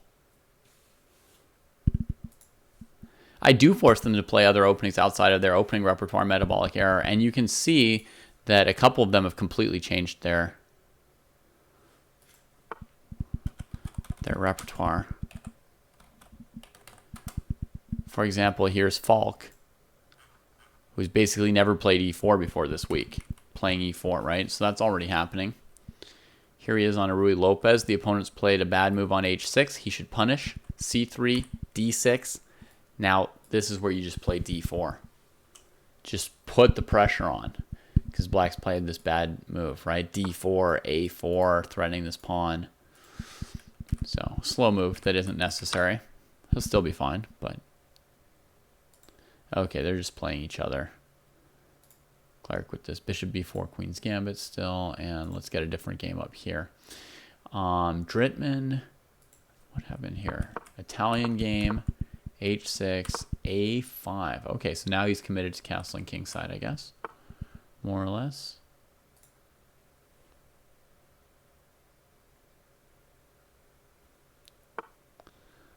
Yeah, they did not seem to get the message.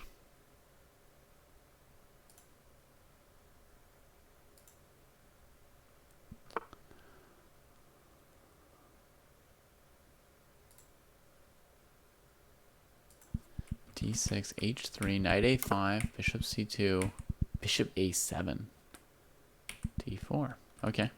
So this pawn's now hanging because this knight went over here, which was, I don't know how good that was. Oh, yummy. Oh, yummy. Wait, instant recapture without even calculating e5?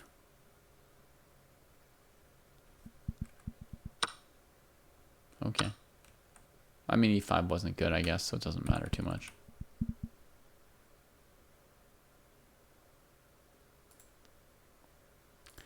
h3 castles here.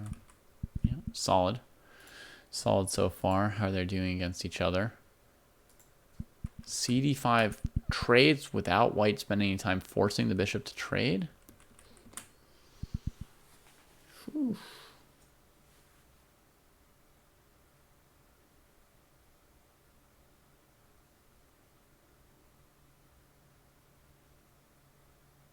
It does seem that way, doesn't it? Metabolic error.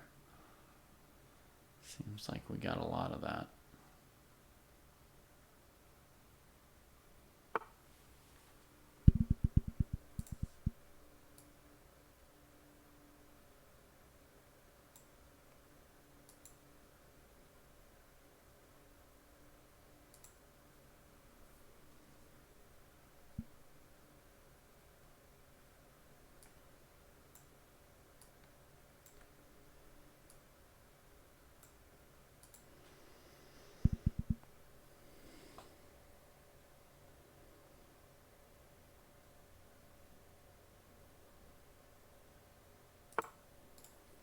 Wow.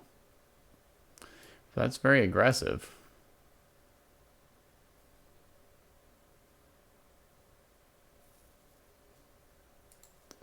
Clark, who wanted to be better about pawn structures and pieces, put all his center pawns on light squares, then traded his dark squared bishop. And now let's see what he thinks about his dark squares.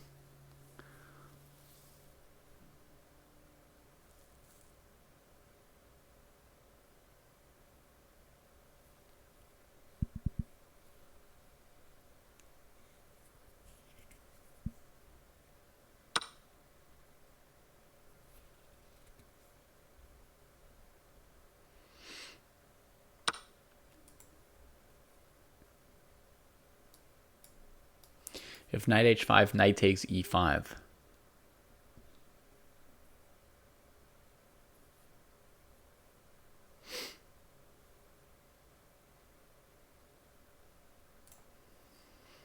Bishop f5.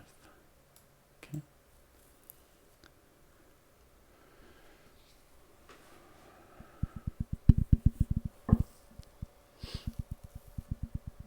David, do you want us to take a draw?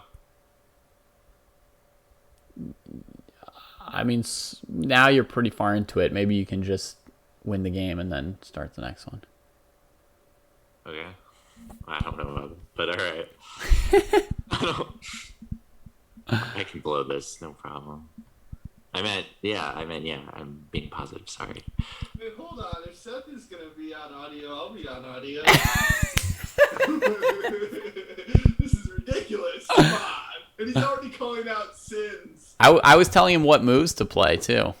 Oh, what? Oh, man, this is rated. You trying to get me under 1,300 here, David? Loved seeing you down there.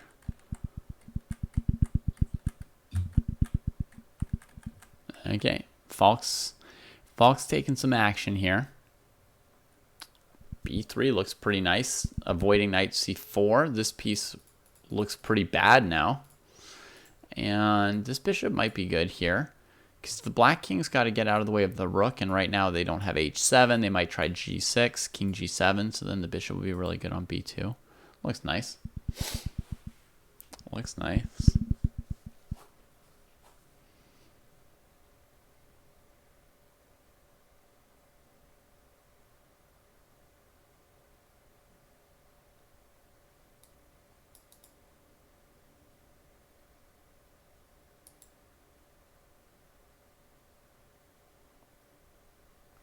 Okay, knight h4 prevents rook doubling because of knight g6. King h7 might be the best way to control that square. Knight takes e4, rook takes e4 probably doesn't work for black.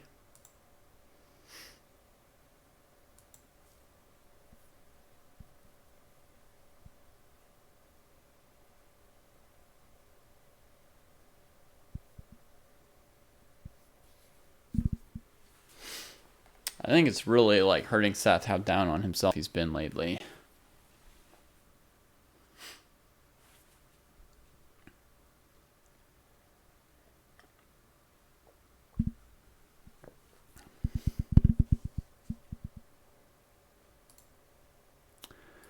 Bishop f5, queen b3. Okay, poking at this. Black probably wants to play b6, c5 anyway, so this is kind of encouraging black to do that. I would suggest just playing e3 and developing. But a lot of d4 players struggle with the idea of like moving their kingside pieces before move 15 or whatever.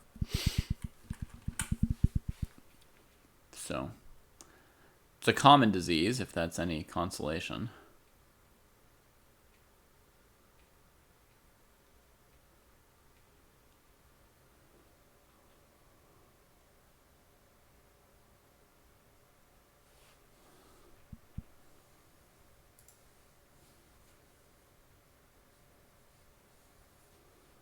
Yeah, it's pretty plausible, Steve. All right, here's e3.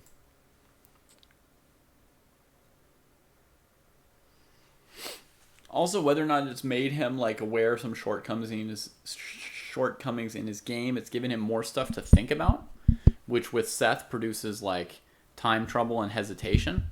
So knowing more doesn't necessarily help Seth much with his personality until he's really like absorbed and incorporated stuff.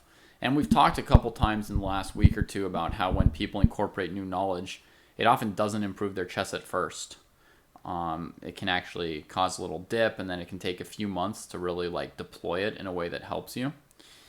And I think that factor also playing into his confidence dip.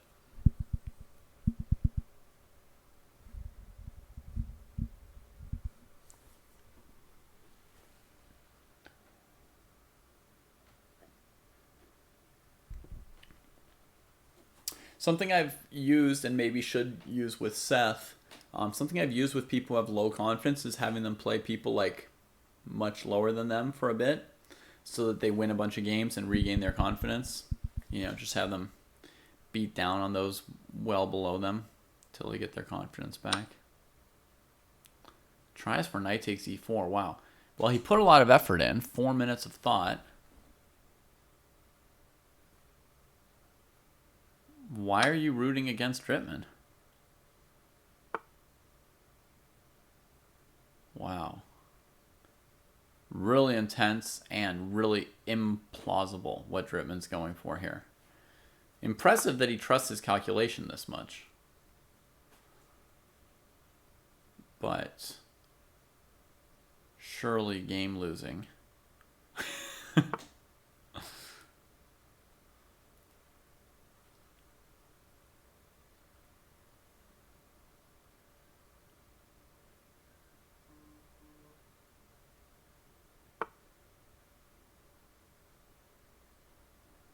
Now he's going to play queen f6, rook g3, queen f2, king h2. Yeah, basically he's down a piece. He doesn't seem upset. I can't yet tell that he can tell that he missed something.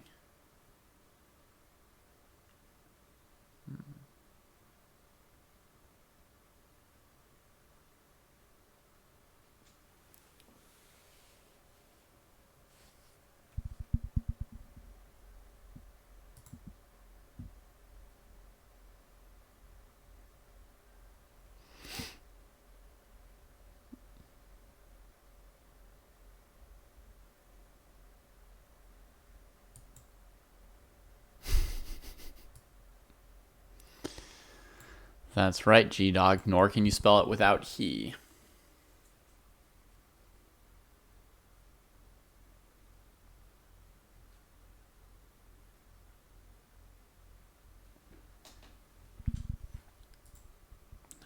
c4. This knight hope to like help control c5, perhaps?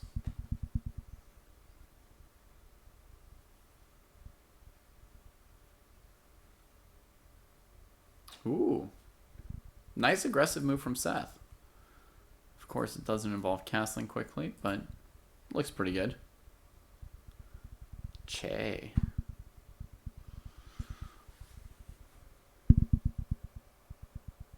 Nice, Wrath of Gods, your first classical game. You put a lot of effort into that game. Well, that's a huge question, Bob the Frog. It depends on your strengths, your weaknesses, your time, your rating, your interests.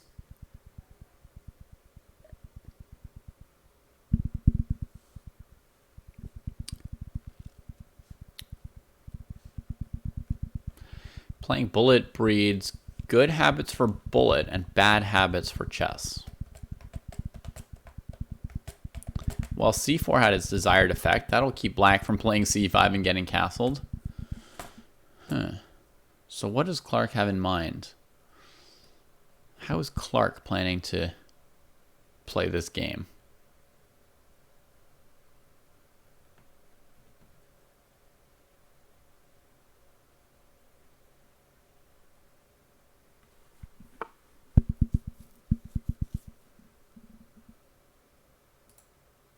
Rook h4 hanging the knight? What? Now Drit looks confused.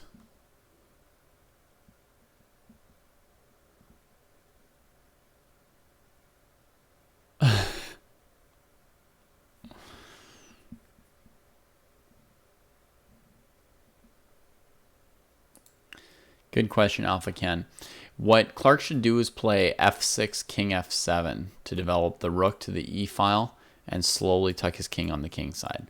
It's far too risky to try and castle queen side. First of all, it'll take a while with his knight and queen, so white will see it coming, right? Because black will be playing moves like, I don't know, queen.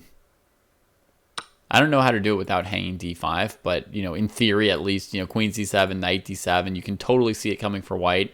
Then you can just trade open the c file and attack. So, no, it's not really an option to run this way with the king. The best is to play f6, king f7. Okay, just finish my game. And I wonder if he'll see that. Nice, Falk. Nice. You want to play your second game or take a break or talk about your game? We'll just take like a few minute break. Okay, cool. To recover. Can we maybe look at the like pawn advance? Like how I pushed the pawn and eventually lost my rook. Mm-hmm. Was there like wait, let me check which move it was. Yeah, on move move 18. Yeah, move 18. Is there like a better way instead of taking? Like instead of rook take c5, should I just drop back or? Yeah, probably just drop Okay. back.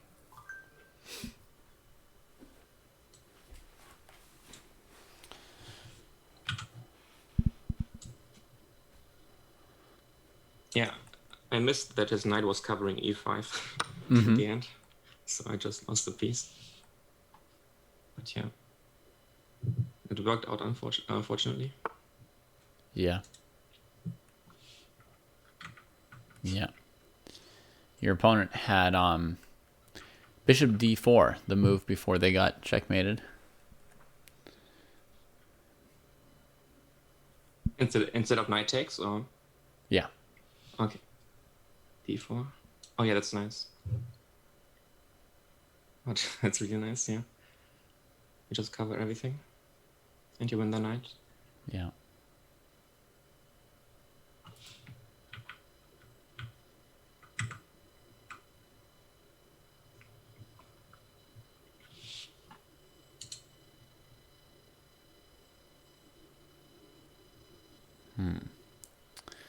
So Seth could play queen takes bishop, winning a bishop. So if he looks only one move ahead accurately, he will take that bishop. If he doesn't take it, then he's looking too far at too many other things.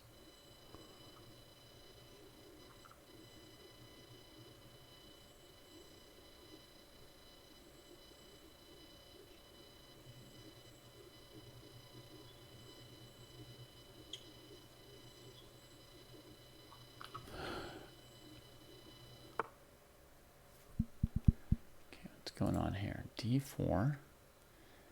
Kicking the knight in super anti-positional style. The knight on C6 is upset. But if the knight moves, he wants to checkmate. So is he forcing the knight here? Or rook G4? Seems like white can defend against this.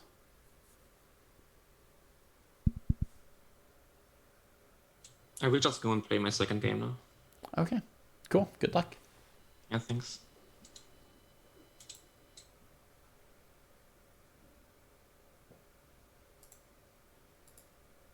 Okay. Saw the bishop, took the bishop. Now queen e5 wins another piece, and that can also be found within a 2-move horizon. You don't have to look more than 2 moves ahead to go check here. Takes, and the opponent has no way to win back the piece.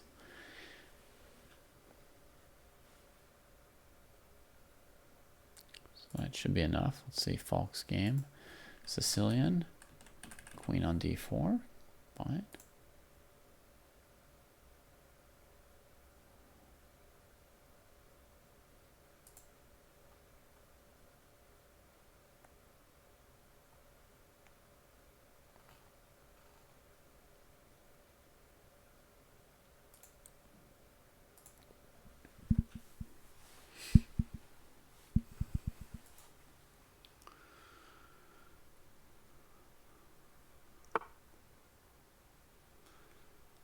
Rook g4 is a good move from Vaquerito. Falk was actually playing against the Sicilian here, that fancy in. It's just black played it sort of like it was a Scotch, but it's sort of a normal open Sicilian.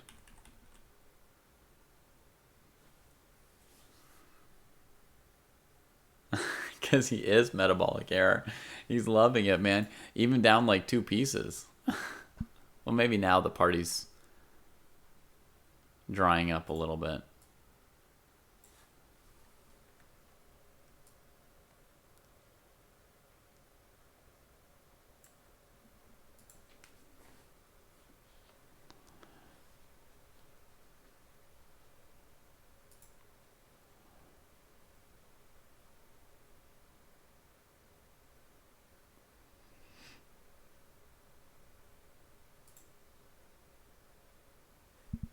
Knight c3, that's good.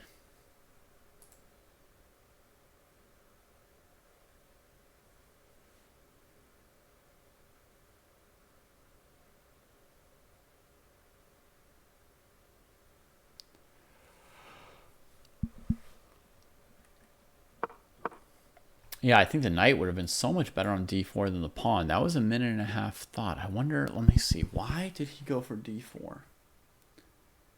Why did he go for d4 over like knight d4?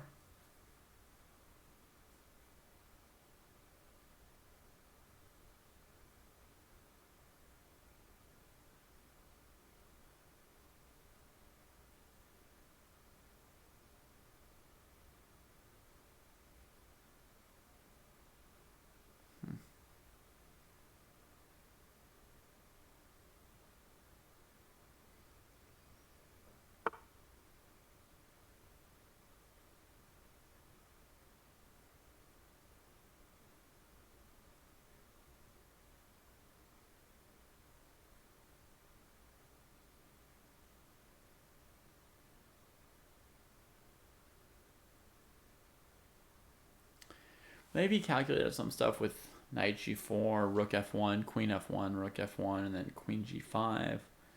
But even that doesn't quite work, actually, for black. And he couldn't have calculated rook g4 too much, because that doesn't look very good for him.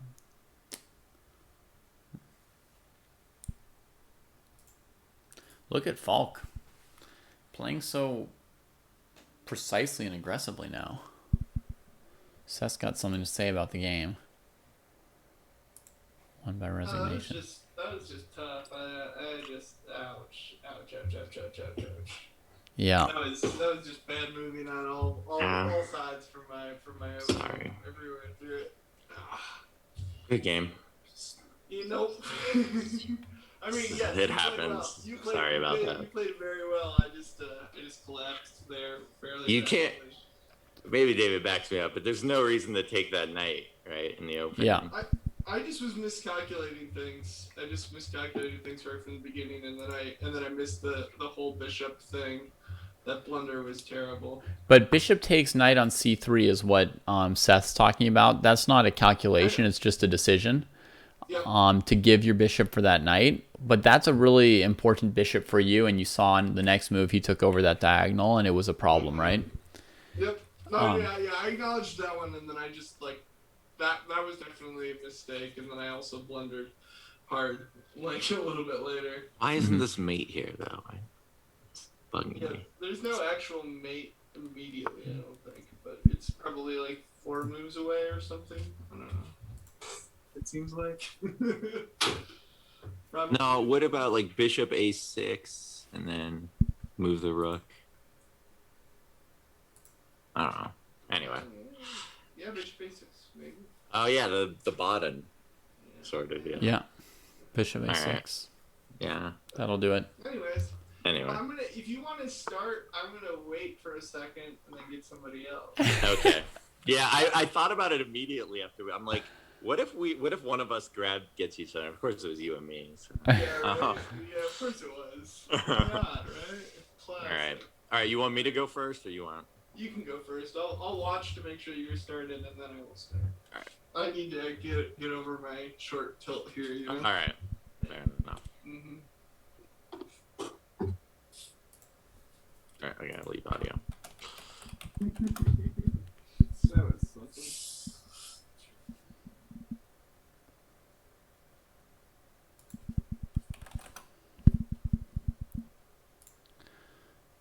Oh, you said again? No, not yet.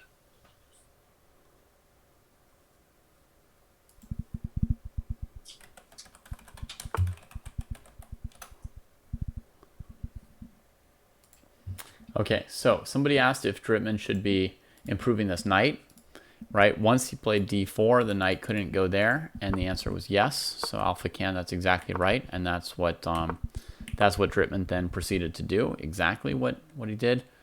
White's hanging the rook on f1. Sorry, Vaquerito, but I don't think Dritt's gonna forgive that. He's had his eyes on the f file, one could say. This whole time. So shrug, if he wants to die, I must kill him, says Drittman. Takes it, and then he'll just have to bring the queen back and cover these. Falk, meanwhile, knight d5. Putting a lot of pressure on the opponent. Queen c2, surely a losing move. Surely a losing move. Have I read any books by Andy Soltis or Lev Psakis? I've not read a book by Lev Psakis. I have trained with him in person briefly. And I think I had one Andy Soltis book as a kid. Winning with 1f4, the Birds opening. Yeah.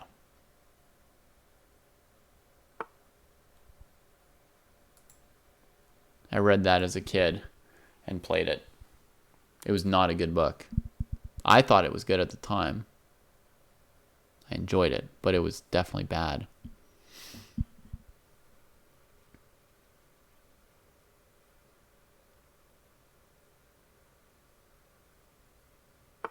Right, winning with 1f4.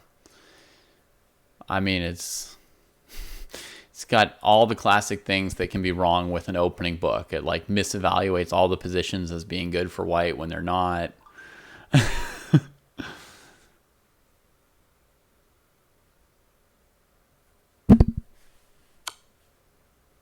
Well, I was playing the Bird opening when I was reading that book.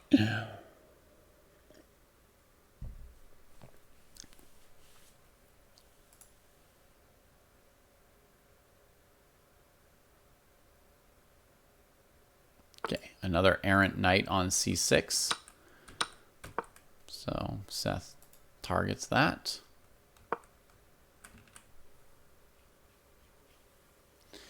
Rook c1 is usually good in these positions. I like to emphasize the c file.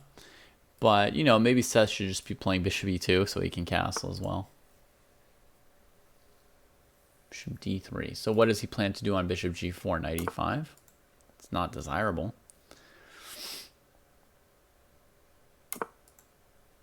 Why is Falk thinking so long here about knight c7? Oh, who knows? He might also be looking at bishop g5, which looks pretty crushing. He might be figuring out what to do after here, knight c6, hitting the queen and threatening bishop b4. There aren't like 500 good options there. I guess queen c7, c8. Maybe knight g6. He's got to have an answer in mind.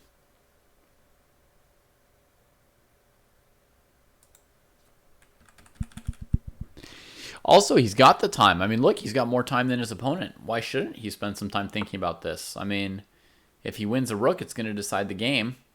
If he loses to a counterattack with bishop b4 check, it's going to decide the game. No sense saving 14 minutes for the future.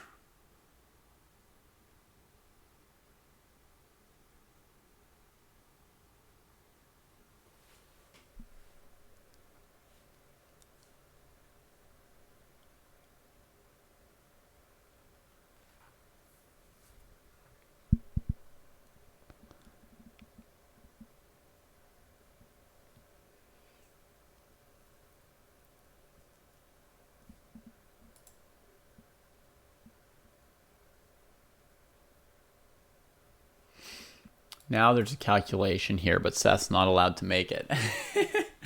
Well, he's only allowed to go 2 moves deep into it. I think it works for white. I've only looked 2 moves deep.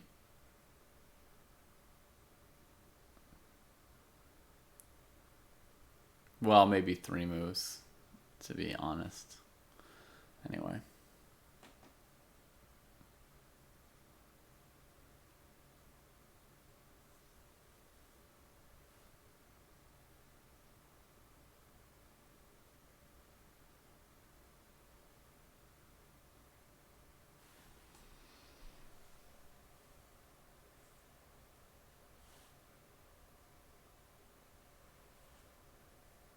I've heard that this Mauricio Flores Rios book might be like the greatest book ever written or something.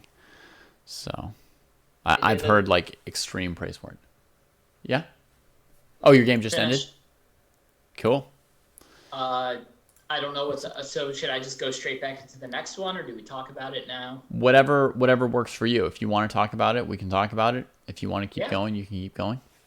I mean, like there were a couple critical moments, I would say. Mm-hmm. The first, most obvious, being 14, knight takes e4.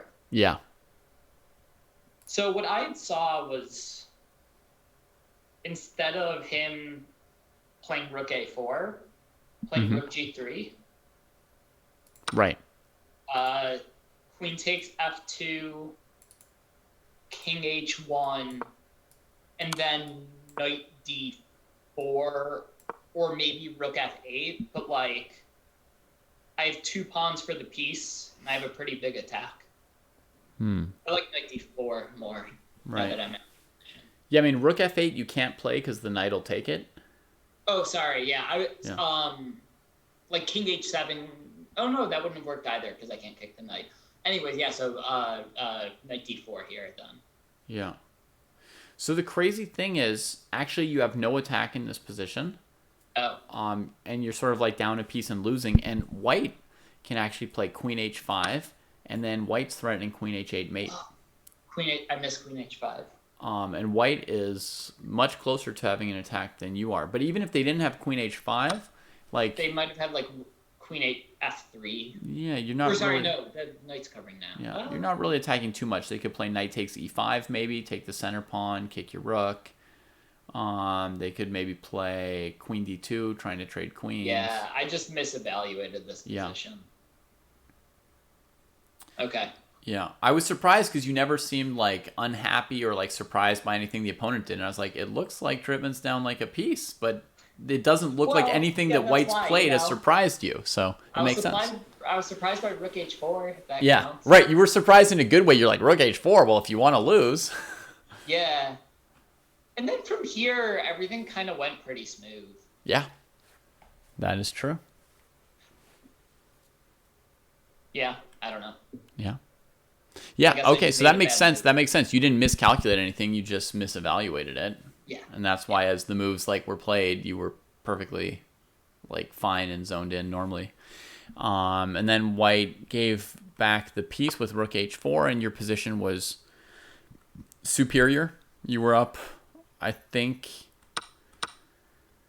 up a pawn basically within a move or two, and just I mean white's rook was on Anything A1. jump out to you as a bad move? I thought that the move D4 was worse than knight D4, or at least I didn't know why I didn't really understand D4 too well. So I was expecting knight G4, and I was kind of surprised by rook G4 actually, as Okay. his reply. You expected knight G4 or knight C4? Knight G4. Knight G4, yeah. Okay, I thought you might have been planning on knight G4. Yeah, so I mean, so in the knight G4 line, knight G4, I was gonna go rook F1, queen F1, Yep, rook F1, yep, rook F1, yep, queen G5, Yep. G3, yep, queen D2, yep. and I just thought this was good for me. Nice. I really struggled to figure out why you played D4, and I finally guessed that you were planning to play this variation. Oh, So the calculation's very good, and the evaluation's completely wrong as well. Yeah, okay. yeah. Yeah, I mean, Dang, like, the man. calculation's dead on. You're seeing all the, like, forcing moves and plausible moves for you and the opponent, but the resulting position's just not good for you. Like, queen versus two rooks is complicated, right? Yeah, no, so I knew that. so I it's just not thought like- that these queenside pawns were so weak. Right. It's not, like, clearly, like... It's not, like, clearly over one way or the other, but the deciding issue here really is that your knight on c6 is really bad. Yeah, but his knight's bad. I mean, I agree that my knight is bad. I just thought that I would mop up enough pawns that my knight would get mobile on the queen side. Right. I mean, let me show you If I'm how... wrong, I'm wrong. Let me Like, show I'm you how his curious. knight is already, like, involved in the game. Oh, sorry. Let me look at the stream. Oh, no. Okay, so I'll... Yeah, sorry. I don't know the easiest way to... I'll do that.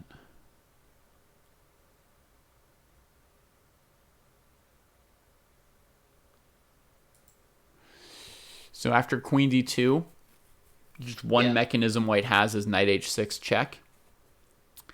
And then on pawn takes, rook g4.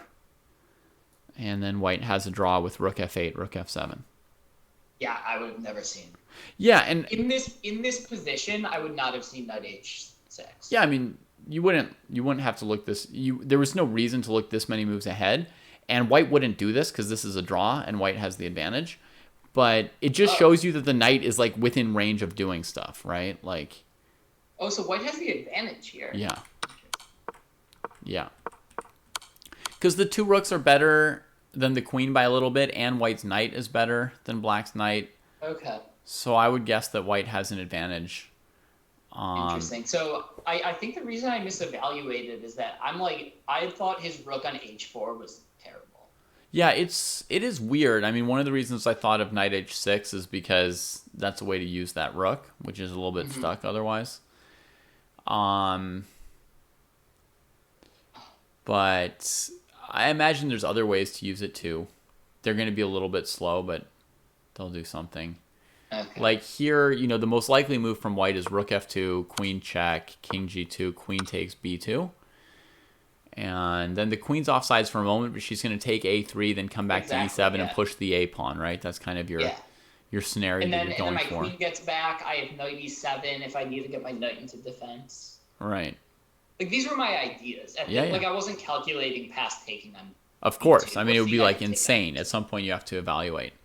Yeah. But I would say, I mean, you can see that white always has a draw with this knight h6 idea, but like I feel like white might have a way to get an advantage as well. I don't So do you think that this is something that's able to be worked on, which is like not necessarily calculation, because I think like one of the things I'm actually good at is like if someone says moves, I can see the position on the board. Yeah. But like, okay, keep this position in your head, and without calculating further, is that good or bad? Right. Because maybe that's something that I need to work on. Just checking on Seth. I saw him going like this, almost like too many times, as if he were calculating 3 or 4 moves ahead. He's just calculating, shuffling the king back and forth a couple times. It's fine. Right. Maybe he was like counting how many times they moved back and forth to see if they had like drawn by repetition. Okay. Anyway, so definitely like there are many different things that go into like sort of like what people sometimes think of as just like someone's calculation skill, right? There's like coming up with like pertinent candidate moves, like using your time well, knowing when to stop and calculate, visualizing correctly several moves down the road, like evaluating the positions that you calculate correctly, seeing the positions clearly, like there's all those different like parts. So you could definitely work on the evaluation potentially, and you can even separate it from the calculation if you want to work on it, right? Like you could just like do a kind of exercise where you like take 10 positions. You just basically, whatever, you pick like a random like set of games somewhere, and you just go to move 20 of each game, right? And you just say, move 20, whose position's good? Move 20, whose position's good? You go through like 10 positions like that with either one of these guys here who can argue with you, or with like a teacher like me who you're going to like more believe their opinion, or I mean, you know, I'm just saying you can do it in many different ways, or with like a computer where you're just going to be like, yes, you're God, whatever you say. So I mean, you could do that kind of an evaluation training. That's a good idea. And that could like help, and then you could then try and bring that back to your calculations. But I mean, I think you can see these positions pretty clearly. Like the calculations are really like crisp that you're telling me. So I believe that you can see the positions pretty clearly, and if you were better at evaluating those positions, then you'd be fine. Do you think of yourself as an optimistic player? Yes. Yeah. Okay. Yeah. I thought so. Perhaps you're like pretty confident in yourself, and like if you're in like an equal position, you're trying to win. If you're in like worse position, you're like thinking you can draw and stuff like that, right? Yeah, and also like the queen against 2 rooks in a position with a lot of pawns on the board, I'm like the moves are going to be easier for me. Mm-hmm. It's like part of the thing that's in my evaluation, and right. Maybe that's a reflection. Part of your evaluation is that whatever the evaluation is, you're going to outplay the opponent, so like the evaluation gets a bump. Yeah, which is a bad thing to do. I don't know if it's a bad thing. I mean, in general, and this is something that I think some people in chat have been talking about because of Seth being, you know, pessimistic about himself right now. I think in general, it's known that optimistic players do better than pessimistic players. You're a little bit better off like overestimating yourself than like overestimating your opponent. And like I heard this long ago, and again, this is talking about somebody who's like too good for me to actually know, but I've heard like some GMs say they thought like with Kramnik, like he would see like defenses for his opponents that they wouldn't see, and so he would like draw games that maybe he could have won if he were like just a little bit more optimistic or less good. Like in other words, like, you know, not you or me, but some other 2600 GM would have been like, I'm going to go for this. I'm going to get this guy, you know? And Kramnik was like, oh, there's like a defense. I can't really do this. That makes sense. You know? So like that was like an example I've heard some people better than me cite, and I'm not good enough to judge this. I've played through Kramnik games, but I can't tell you if this is true or not. But I've heard people say that about him. That I get where that would come in. Yeah. Okay, so I should probably hop back in because I feel like I'm behind the other people in terms of time, so I don't want to run over too much. Yeah. Okay, I'm gonna leave audio now. Thanks.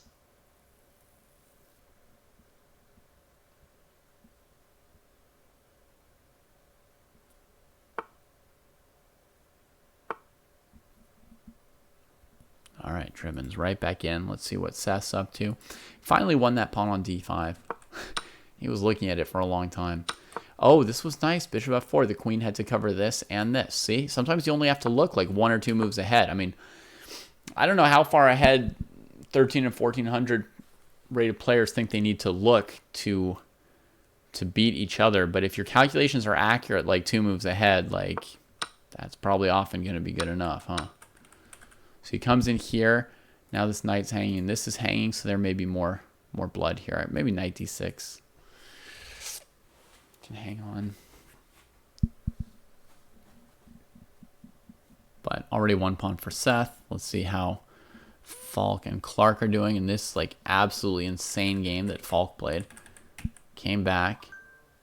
Queen here. Nice. Check. Blocks. Trades. King here. Check here. Check. King over.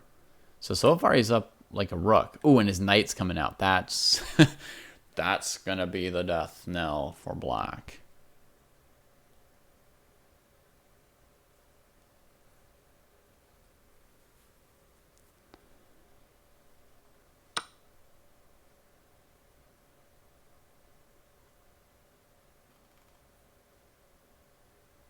The over 2000s in the chat are saying 2 accurate moves is enough to get to 2000. All right, here f4 is a nice move for white. I don't know if that counts as calculating 3 moves ahead, but it's just kind of like a chunk as the knight's in touch with these squares. To me, it's kind of like 1 move ahead, basically. I mean, I know it's more than 1 move ahead, but it's like 1 piece.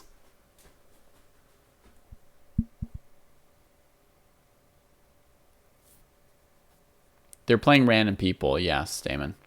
The goal here is for them to increase their ratings a little bit in these training sessions here.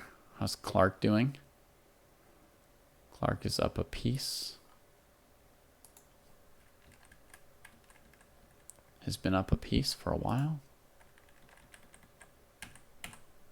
Oh, egregious, Charlie.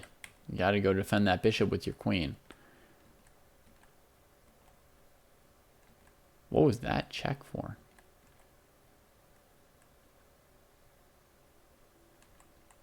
I guess it doesn't matter.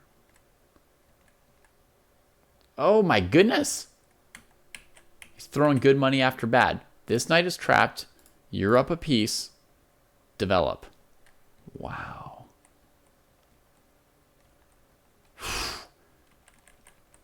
He got so lucky not to just lose this game at this point. Okay. Now sort of cleaning up.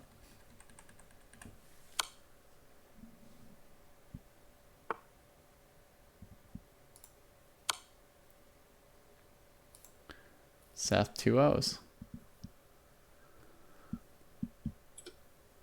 All right, well, I'll take that. Yeah.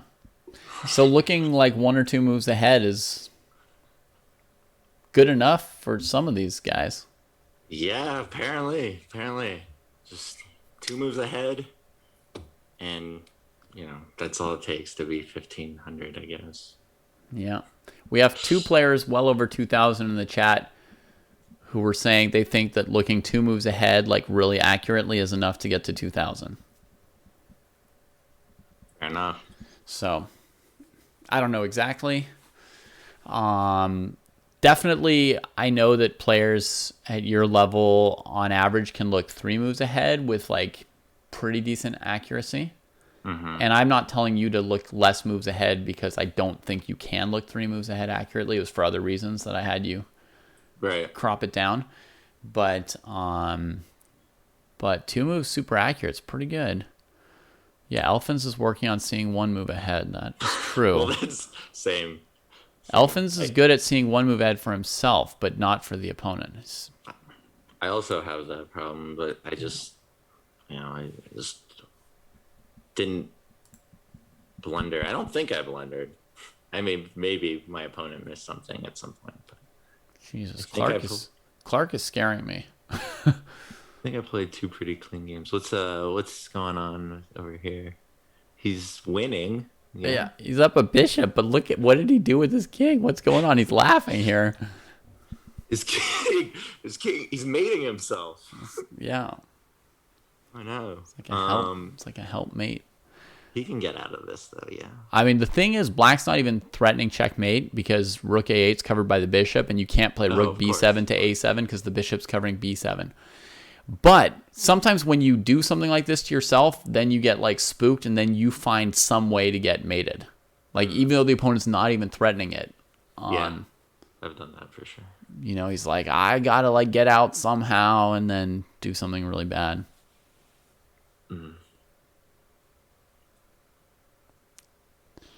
Yeah, well, the accurate part was non-negotiable. Oso plays chess. Yeah, they were not saying you can get to 2,000 just by seeing 2 moves ahead that are wrong. Definitely, they've got to be accurate. That's really required.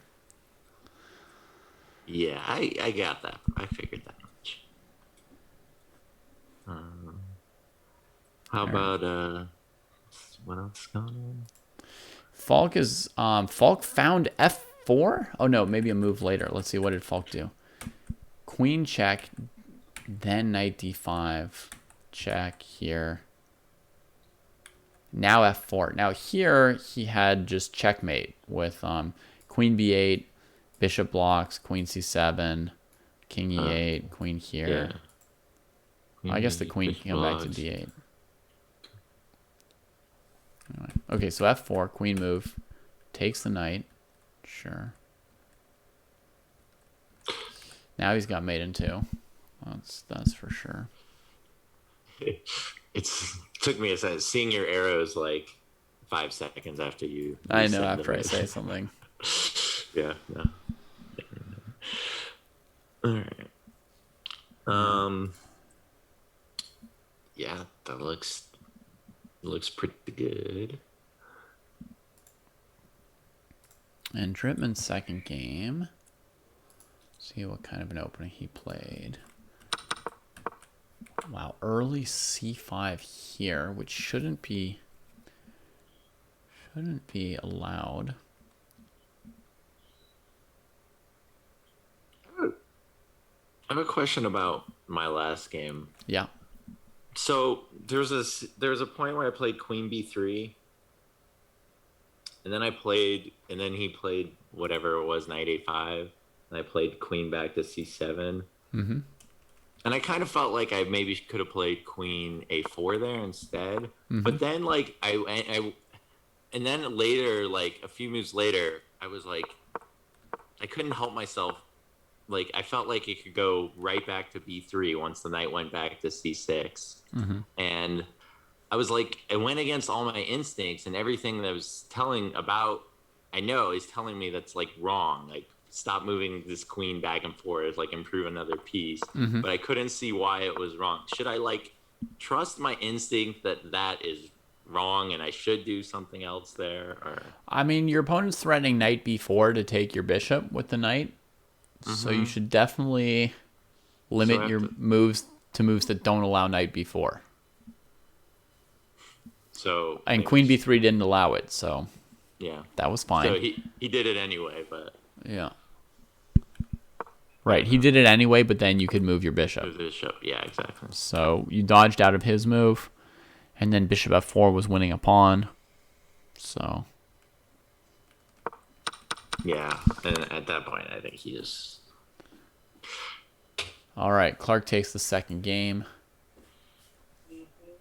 That was a wild little exchange in the beginning there. I was almost losing my advantage through a little blunder while I thought I was doing fine. Yeah, well, when you took the pawn on e5 with your knight, that was like the one really bad move that game. Yeah, it was like I kind of felt I actually missed a really cool way to save my knight when it was in there. I could have played knight to d6, and then if the queen can take the bishop. Never mind. And then queen takes bishop b4. Yeah. Yeah. No, you just needed to accept. You just needed to accept that the knight on c8 was gone and that you were still up a piece, and just let it be and develop, right? And instead, you threw like this good f3 knight after the bad c8 knight, right? When you played knight takes e5. It was a funky little maneuver. Yeah. But then he blundered it right back. So Then he or blundered she- it right she, back. whatever. Very, And it was like, okay, great. Oh, what a nice guy. yeah. It worked out. It worked out just fine, but it was scary there for a second. Yeah. Nice. Yeah. I feel like I should have switched openings earlier. Like I gained 70 points in this last 15 games or so. Yeah. And Just haven't playing been 1e4? cheating and No. studying? I just like I haven't even been like studying at all. But Falk, you've been high 1500s before. Didn't you hit yeah. 1600 at one point? Oh yeah, but I dropped down again to like 15, 20. Like I had a big I had a big loss streak, and then now I'm like winning again. It's nice. I feel Yeah. like You're having I'm fun with hopefully on E4. Oh yeah, for sure. You know, when I started playing D4 in tournaments with absolutely no prep, it was very refreshing for me as well. You know, it was. Yeah, I can relate. Yeah. It's the same with the Sicilian. It's like so much fun to play. Uh-huh. It's Yeah. a nice change. Yeah, I mean, you're almost as happy as Clark. I can see it on your face.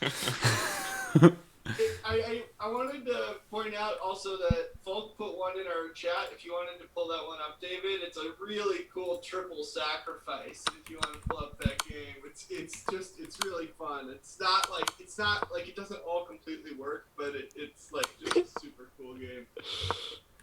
Yeah. Like there was an offense to it, but the opponent had to have seen it. Alright. What's the story? Whoa. Dripman. This is a very, very risky move Dripman just played. I'm still watching one live game here. Okay. Bishop takes A7. It's like super, super risky move on move What? 17. What's the idea? He's winning a pawn because if rook A7, knight C6. Maybe. Oh, yes. Yes. But I like see. first the bishop has to get out. Like in case black plays a move like F4 or something, like what's your exit route, right? Secondly, he has to have an exit route for the knight. If black takes, knight check, knight A7, he's got to be sure the knight can get out, right?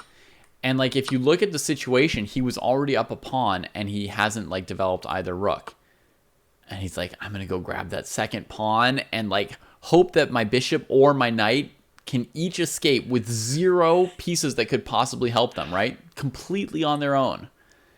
Can I maybe speak for the intermediate player mindset and say when you find that move, you like it's like hard to help yourself and not play it. Uh-huh. You find a little Sure. combination.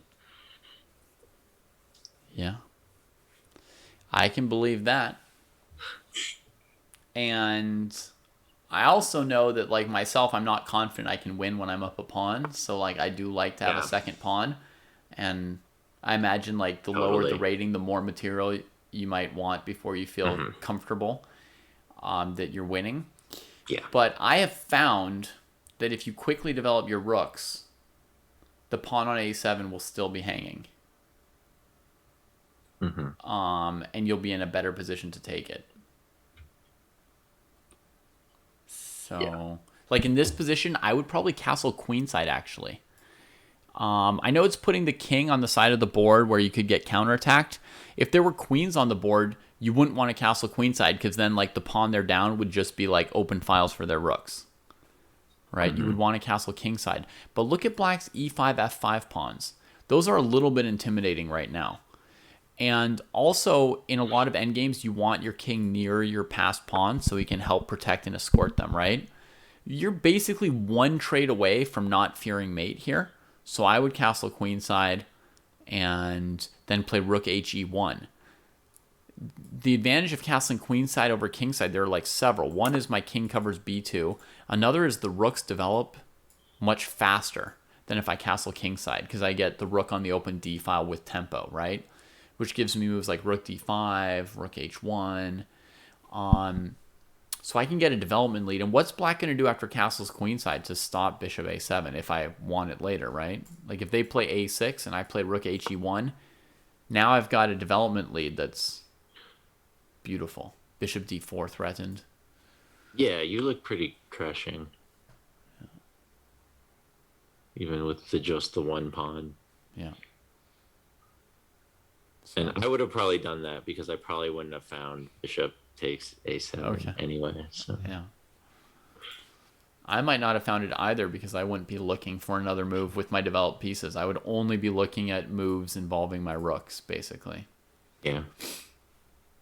The one exception is I might also look at f4 here, trying to keep this thing from descending on me.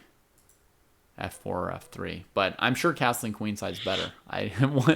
Once I realize the logic of the position, then I'm pretty confident. NVTR, white can't go take the pawn with the knight instead of the bishop because on knight c6, black can just take it. Also, even if you do go take on a7, you have to worry about f4 chasing the bishop off of defending your knight. So there's like several things that can go wrong with that plan. Okay, so he took. Knight developed, bishop retreated, f4, bishop d2, knight e4. Look at that initiative from black, right? Knight b3. It's been 4 moves. He's still not castling. And you can't castle queenside now. Well, F3. you could, but no, you can't. Knight d2, knight d2, knight c5. And look, he's losing. Is he? Yeah. Castle's queenside. Black has knight d3, check, knight f2. It's not completely losing, but it's pretty bad. Because rooks are considerably better than knights in these positions. Yeah.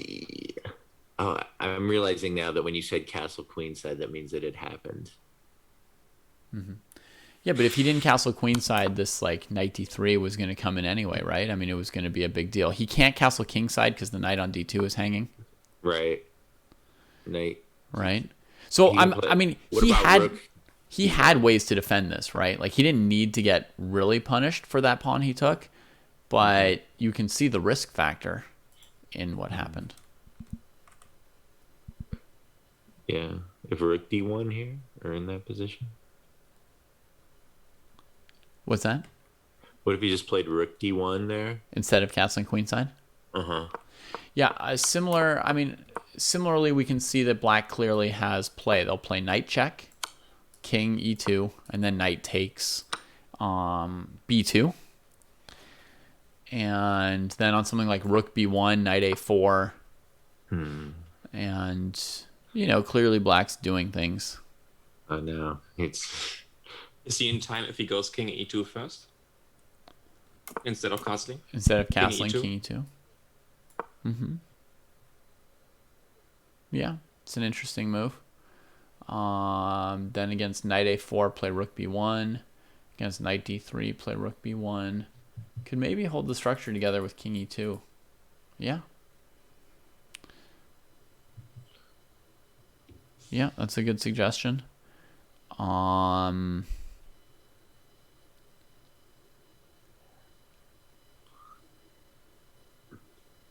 Hey, David, was I converting way too slowly in that endgame? I kind of felt like I was. I mean, slow or fast doesn't matter. As long as you don't I give the guess opponent chances, then it's good. That's fair. Yeah, that's fair. I guess that's more. I was actually talking about that earlier. I feel like that's more of my mentality in the endgame when I'm up by a little bit. I tend to not go for super aggressive things because I'm like, if I can just hold on to what I got. Yeah, but you can be dangerous though. Just like if you just canoodle around, right? Don't That's what I find myself doing a lot. win the game. It depends whether the opponent has any counterplay or not, right? If the opponent has counterplay, like if they have a side of the board where they've got a pawn majority or a passed pawn or something like that, if the opponent's doing something, then it can hurt you to waste time. If the opponent has nothing to do, it can actually help you to waste time because they just get depressed sitting there unable to move. That's exactly my philosophy. So there's a big question. You guys may not have seen Endgame Sensei because it's like because the live shows when you guys are at work, but there's like a big question in endgames to identify if it's like a take your time position or not. Because like a huge number of endgames are take your time positions, which is completely different than how middle games are played. But there are also endgames where like the initiative matters and like timing, and you've got to like undertake your plan before the opponent like stops it or starts their own plan. So It's a very, very important question. Kosti was like bringing that up when we were talking about some line with Jesse in the last episode. He was like, "Oh, I figured this was a take your time position." Like he didn't think time mattered at all. So yeah, like taking your time in the end game, I think was a lesson.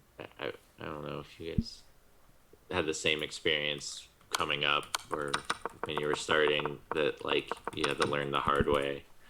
You just try to go forward and just blow some winning end games. Yeah. Like I realized that you know, like a lot of the end game, I still am not good at them. I haven't studied them really in depth, but just knowing that like the idea that a lot of it's just kind of like about delaying gratification. It's like the pawn will queen eventually, but you have to, it has to be ready to.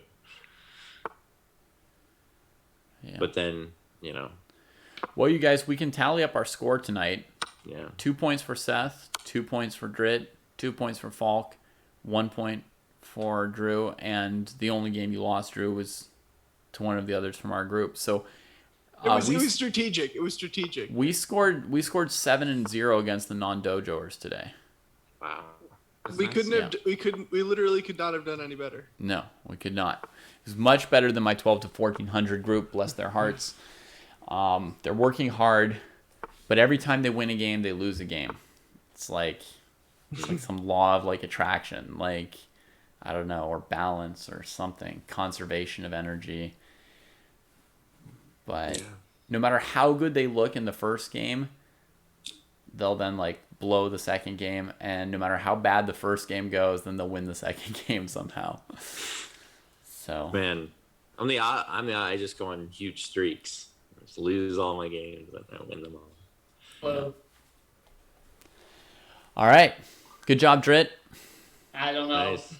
They were 2 wins, but they were 2 wins. Like we could have. My opponent, man, he after what move was it? After he played the knight f2 fork, he sent me a GG message. I'm like, I have 3 passed pawns. What are you talking about? You're talking trash.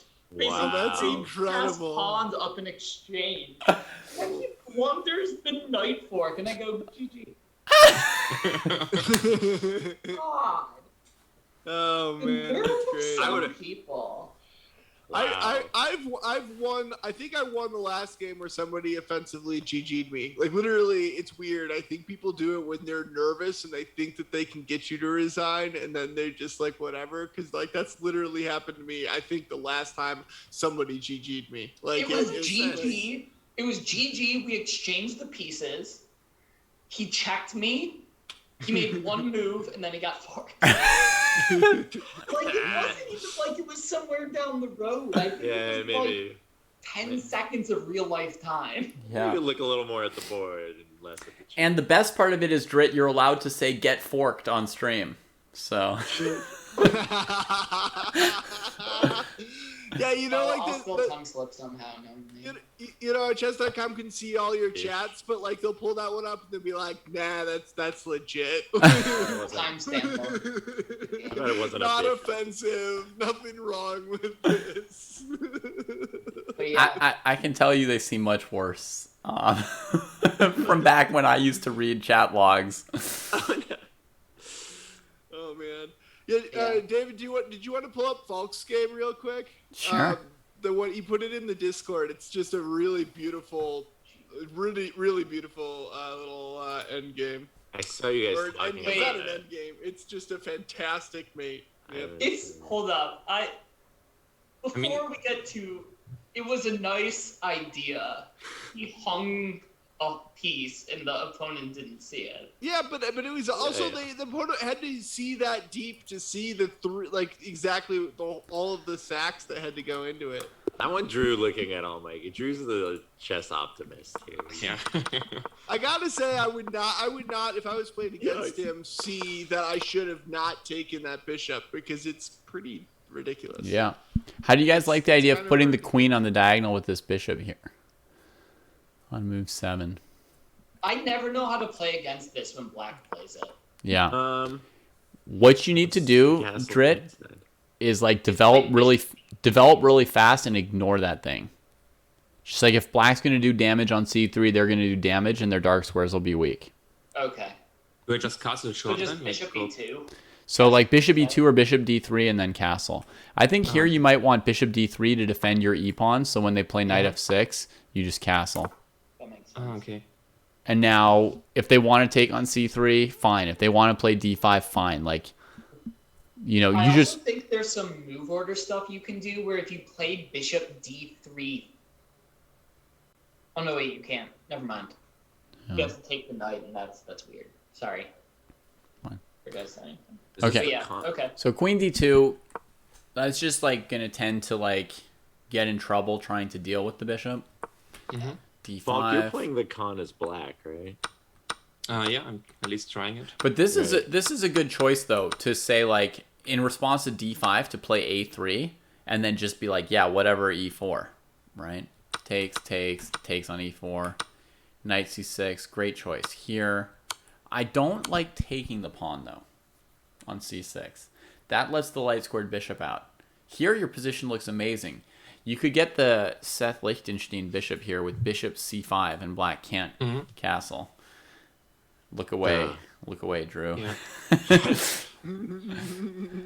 Yeah, I saw you two were playing in the first game. that didn't That's work for me. oh Oh, man. yeah, true. I missed The this. bishop preventing the opponent from castling is like my favorite thing in the world.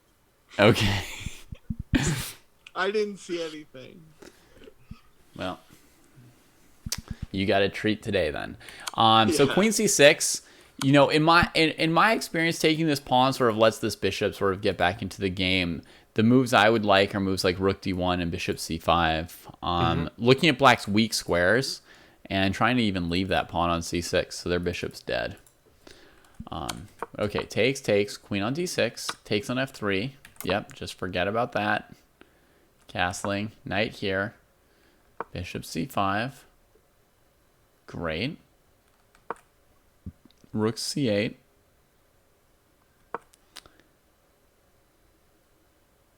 If queen c7, rook takes d5 wins. So what other moves does black have? I don't know. Let's play rook c8 for now.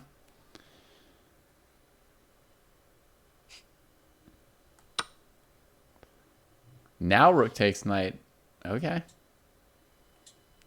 Oh. This is so cool. Yeah. I mean, yeah, but like, did they have to? Yeah. Whoa. It's funny. Okay. I think It's it actually fun. works if instead of bishop c4, I go bishop takes a6. Yeah. I analyzed it after the game. That Yep. works. That's correct. Yeah. But what happens is even more fun. Wait, sorry, what? Oh, never mind. Instead of bishop c4, bishop takes a6 is more precise because then your bishop's not hanging and your opponent's rook is hanging. It's the same thing, right? The point is, in this position here, you wanted to play rook e1, right, Falk? Oh, yeah. That's the Yeah. goal. You just want to play rook e1, and as far as you're concerned, like you could just take the bishop off the board and throw it on the ground as long as your opponent like has to play a move. So you Right. want to play the most like just smash in your face aggressive move that you can play here. And bishop c4 doesn't make the biggest possible threat for this bishop, right? The Yeah, for biggest sure. moves for the bishop are bishop a6 and bishop b5. Bishop b5 is probably also winning, like bishop a6. Yeah. And that move really, like, your opponent can, like, okay, that move's in their face, right? So, like, pawn takes, rook check, bishop here, take it, and then it's time for Jesse's, you know, celebration.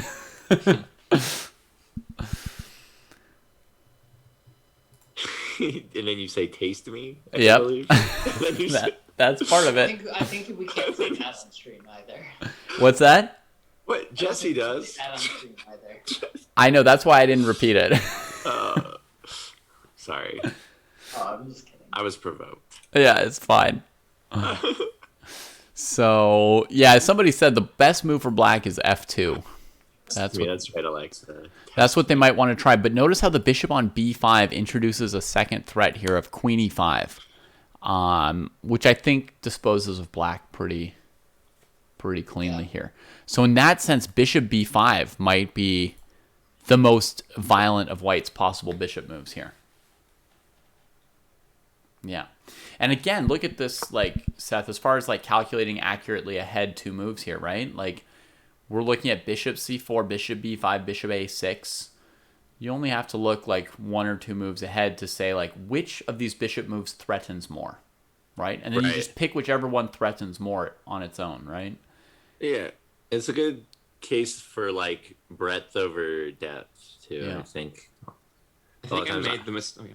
Yeah, I look for like all these different ways to make my idea work. It's like just scan the board a little bit more and try a different. You know, there's. Yeah. I think my mistake was that I stuck with my calculation that I made like 2 moves earlier. Mhm. I didn't really try it and rethink the variation again. Yeah. Right. Yeah. So bishop c4 takes, rook check, and you deliver the mate. Does black have a better response to bishop c4? Oh, yeah. Perhaps. Rook takes c5. Rook takes Yep. c5. Yep, that's the correct response. And also bishop e6 works too. Bishop e6. Just trying to defend some things and get the queen in the other queen's face. Yeah. Yeah. So it was close. It was close. But So you're starting to feel the open Sicilian moves here. Rook takes knight, then Yeah, for comes sure. smashing out with the bishop somewhere. I love But it. next time you'll be looking for like something more violent than bishop c4. Something that takes away some more options from your opponent.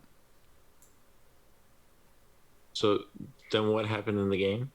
In the game, he played bishop c4, and his opponent Took the bishop. took the bishop. Did not see the danger coming. And Yeah. then he sacked Risky, twice. risky. When your opponent plays bishop c4 with a pawn there, you need to. How long did he think before taking the bishop? Well, I mean, rook e1, it's not the hardest move to see. I miss a lot of good moves from my opponent, but Right. rook e1 is like not so subtly telegraphed. Right. Yeah. This is pretty egregious for black. Black is 1600. On bishop c4, take that bishop is not particularly good. No. There's a lot of other moves I would look at first. I mean, f2, bishop e6, rook c5, queen g5. There's probably many moves that don't lose as badly.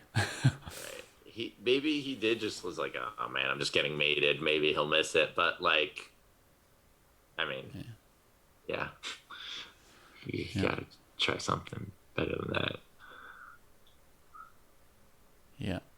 Yeah, perhaps black looked at it for a moment and thought, rook e1 check, I have bishop e6, and didn't consider the rook sack, so just kind of was like, yeah, whatever, like, this guy's, like, just a crazy aggressive player, which... Yeah, I mean, like, seeing multiple sacks is tough, you know, to expect. I mean, especially at my level, I rarely am looking for my opponent to sack twice, like, and then 3 times, like, I don't know. And I've definitely miscalculated things like that. Like, I can think of games where, like against the Dutch, I think I'm mating the person, and I go, like out of the opening. Something, yeah.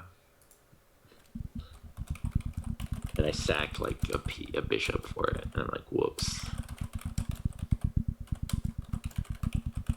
Okay, so, Drit, today did you come up with any unfamiliar positions? Yeah, that second game.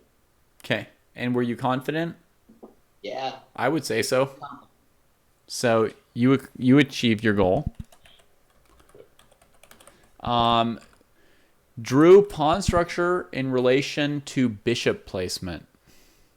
Yeah, I felt like, I mean, in the first game, everything just felt terrible overall, so it just kind of went downhill quick, so there wasn't much to really speak for in that one. But in the second game, I did find that I was starting to think about my bishop a lot in the end game as far as the placement of the bishop and how it could be used to stop even that late little checkmate they were trying to throw in for fun, and then getting the pawn at the end, and then also having the space for it to block all of those. It was just a super useful bishop, and I was able to really utilize it for like 4 or 5 different things in the end game all at once. So Cool. I felt pretty happy with my bishop Yeah. play in this one. I agree. I'll say in the first game, that in the first game you did miss on the bishop and pawn structure thing, because if you look at your opening, let me just draw your attention to the fact that on move 4, you have pawns on f7, e6, d5. That's like the center chain you're building, right? And then you take the dark squared bishop, and then you go and trade it on c3. Yep. Right? So actually the origin of your problems there was specifically the thing that you wanted to start working on, right? Which is that you set up all these pawns on light squares and then gave up the dark squared bishop. After you take back on d5 and bishop a3 is played, your main hope here is to play b6, c5. Probably lose a pawn and then castle. Does that make sense? Yep. Like- I just kept on telling myself other things were gonna work, and they weren't. Right. It was like, yeah. So if you really were on like the bishops and the pawn structure, you got to start putting any pawn you can on a dark square and try and control that thing, right? And there's a second plan that you could use to try to fix this thing, which is knight e4. I mean, you could always start with b6, but to play knight e4 at some point, and then their queen goes to c2 or b3 or whatever, and then to play f6. You put this pawn on a dark square, covering g5 and e5, your weak squares, and then you play king f7 to castle by hand. Okay. Oh yeah. Right? I see that. That Yep. that lets you get around that Dance bishop. around the dark square. Yeah. It lets you get your rook into the game, and it's not incidental that the f pawn has to go to f6.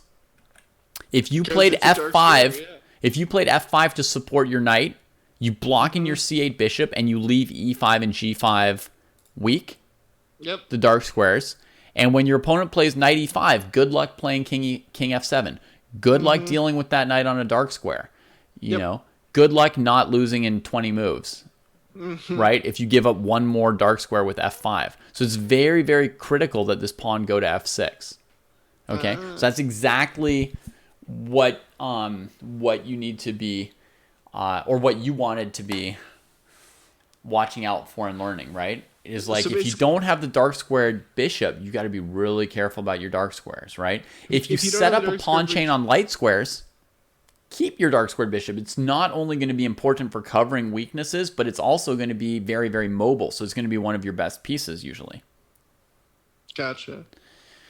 So, yeah, these I mean, and this opening does exist. This Queen's Gambit with bishop on b4. It's called like the Ragozin. It's played by 2,700 players, but it's super complicated.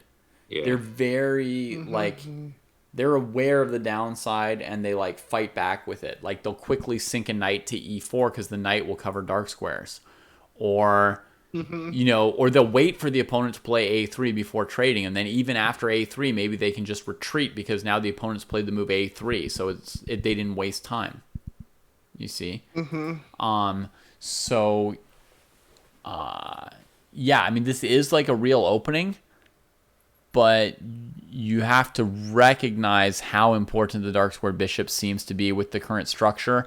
If the dark squared bishop gets traded, which happens, you need to use the time that you need to use that time to like adjust your structure to one that's going to work without the bishop, right? So if your opponent spends moves playing like queen c2 to not get doubled pawns, and then like a3 to make you take, and then you do take, that can happen.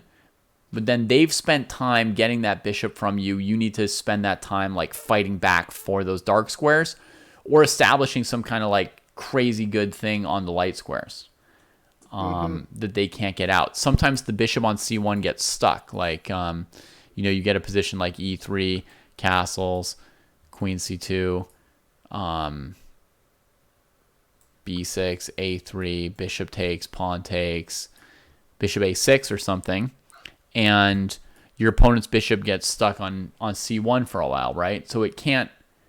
Yes, your dark squares are weak, but the bishop isn't accessing them. And if you control the e4 and c4 squares with a light square strategy, you can keep that bishop from getting out sometimes.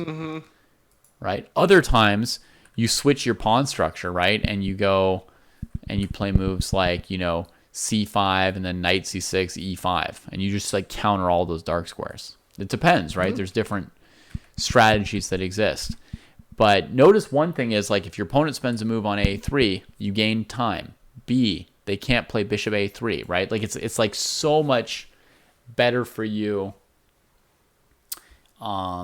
if you let the opponent force you to take than if you just go take. Totally. That all checks out. Okay.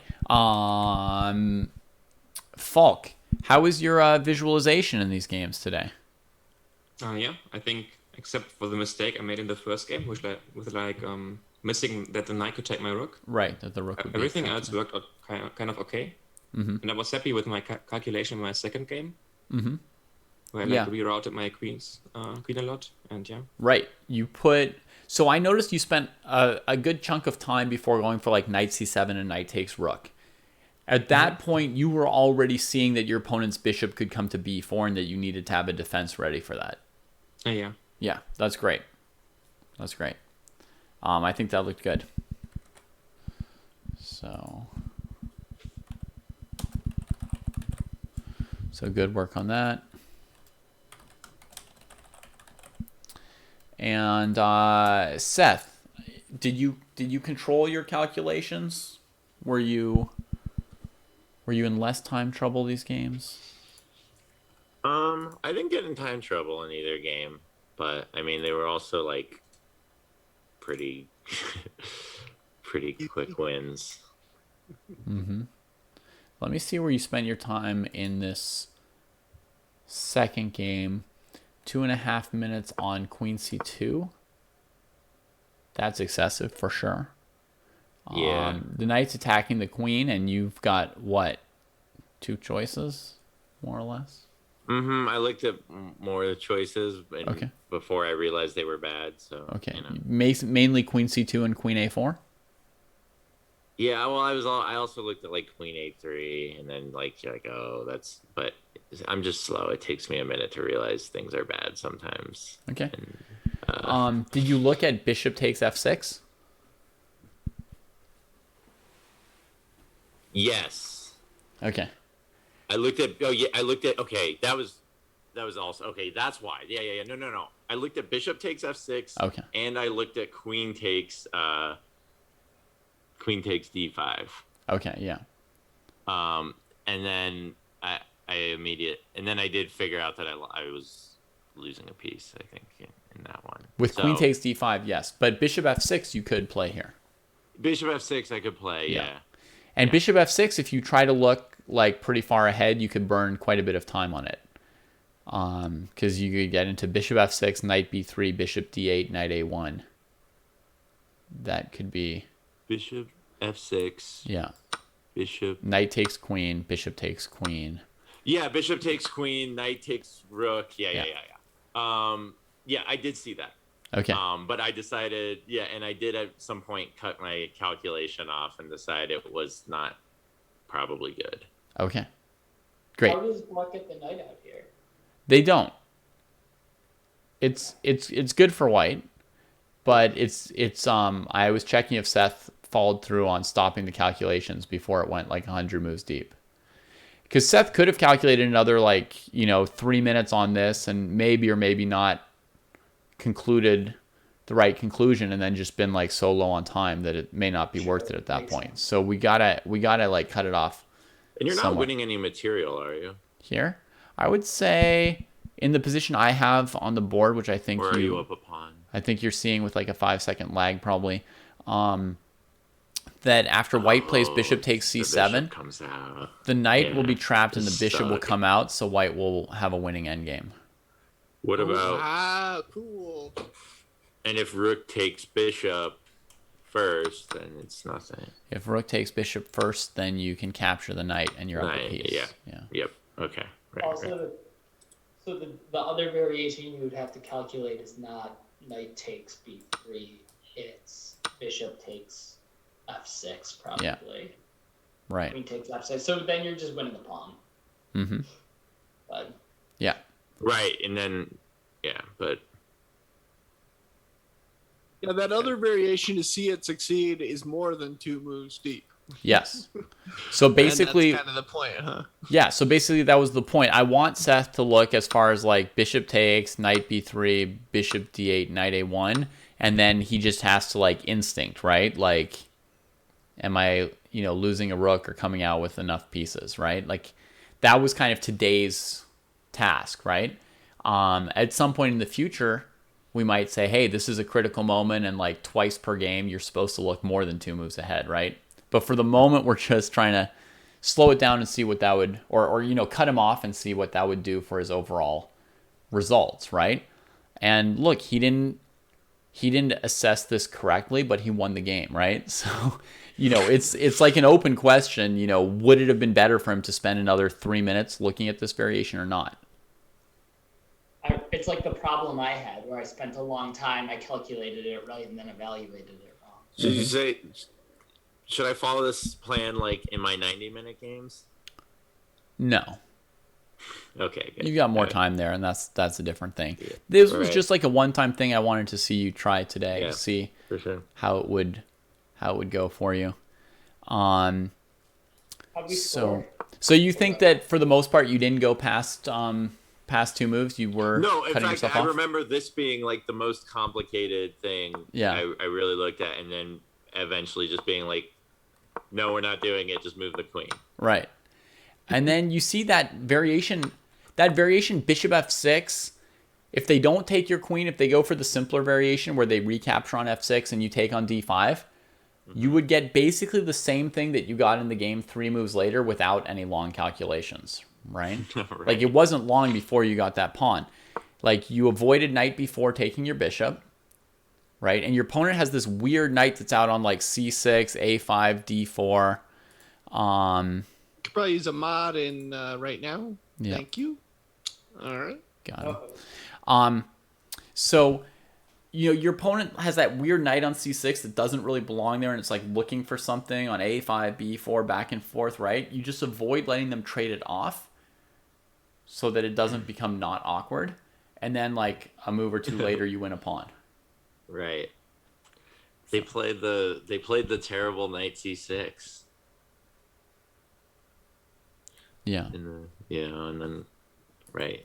And Yeah. then the whole rest of the game they basically suffered for it. And you take it. Yeah.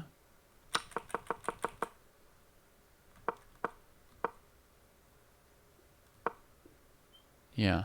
I mean, it's a little bit worrying that you spent 2 minutes on your move, like 3 moves in a row. That part was definitely a little bit slow here, like rook c1, queen b3, and then at least bishop b1 is faster, so that's good. Like at some point, Yeah, but You some have the to, like, problem is plan some of some my of it. thinks are not like calculations. They're just like, so what now? Moments. right? Trying to like devise a plan and be Yeah. You're just consistent. not allowed to do that like every move, right? No, I know. So Yeah. But I mean, it'd be Right. nice. It'd be fun. I like playing Yeah. classical chess. yeah, I have a really bad like just internal sense of time anyway. Sort of in it. So yeah. Cool. What's the fastest time control that you ever play? Me? Yeah. I know. I mean, sometimes we get in like these goofy things, like with the stream, like if they're doing like the 3-minute arenas or whatever with Okay. Kostya, but I don't like actually. I don't ever jump in the pool and play 3-minute. So, Oh man, it's great. no, it's Better. What No. does Jesse call it? it's Not the worst. adrenaline. Adrenochrome. Adrenochrome. Yeah. Gotta do that. Gotta do some bullet. Oh, lots of fun. Bullet. It's not fun. I hate That it. sounds awful. It's great because you get to play chess moves without caring about whether or not you win or lose. There's like That, I do. I guess hyperbole, whatever. I don't know. I do know that feeling. There was a little bit where I was like, because like occasionally I would get in these. I'm like, maybe I'll try to get my blitz rating up a little bit because it's so. And I'm like, I'll play 5-5, and for me 5-5 was like that. Like, yeah, just carefree, loose, but you still have time to think. And Yeah. I graduated from Blitz to Rapid early with the dojo, and then I got to Classical, and now I love it. So it's like I've been just getting longer and longer and longer. no, I knew from the start of my chess playing that the slower the game was for me. I didn't like get into like long games, but I was just playing 15-minute games basically when I started. Yeah. And I knew Before I knew you at all, when I'd only seen you play like your first couple games, I thought you were an old dude. Yeah, fair enough. I kind of always moved at my own pace. Yeah, a lot of, Yeah, when I just seen like 2 or 3 games, I'm like, Seth, the like wise old teacher. One of my second. What I think that was the second time we were playing OTB, and one of the times like we were even playing Increment, and I was like, "Yo, Seth, your clock." He's like, I think it was like 10 that's seconds.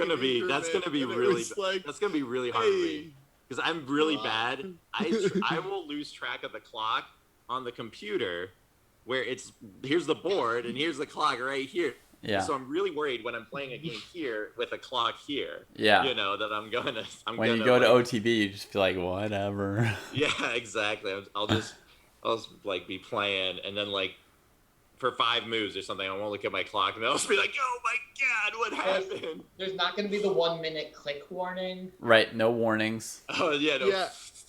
I mean, at least like when we're playing together, that's what I do. I'm like, "Yo, Seth, come on."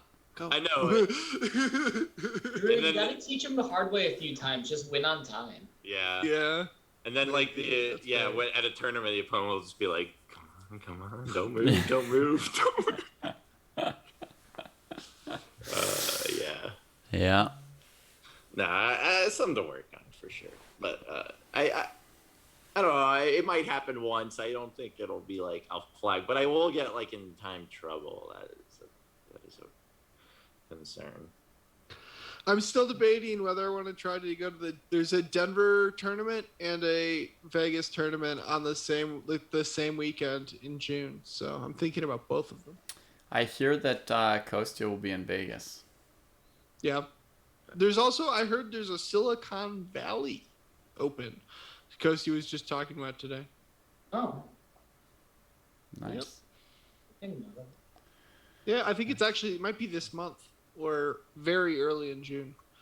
Yeah. So, heads up to Denver you, Bay Area tournament people. In June, right, Drew? Yeah, it's the same weekend, the 17th through the 20th. First Silicon Valley Open. Look at this. I think I might. I'm going to visit my dad as soon as school's over, and I don't know if I'll be back for that, but I might. And if I am, I think I definitely will try to register for it. Yeah. It should be May 22nd to 23rd in San Jose. Oh, nice. Is that OTB? For the Silicon Valley one? Yeah. Yeah. Wow. Interesting. I don't have a rating yet, so I need to start somewhere. I mean, these tournaments are going to be super exciting because everybody's not going to have a rating. It's just going to be ridiculous. Yeah, it's going to be a whole new kind of mayhem. Although, who knows? Maybe then there's like easy points. I don't know what the normal person coming in, do they normally lose rating or go up from the initial rating? I wonder if FIDE is going to have special regulations for qualifying after this COVID for people, because like they don't, like, even if you play 5 games, they don't even know who you were playing against, so they don't even know how to like fit a win or a loss, even what that means. Yeah, your games need to be against people who already have FIDE ratings to get a FIDE rating, in my experience. But USPF, because I don't even think a lot of this stuff here is FIDE rated. Yeah. Is it the same? Sorry, I was just generally speaking. Yeah. Oh, okay. Yeah, I was just whatever. curious. Whatever federation. Yeah. Yeah. Whoever it is. I want an official rating. No, the like experienced chess players too will be like, look at all these people come out like what are they doing? I'm trying to get my IM Don't know here, and they're all like, don't know like any of the.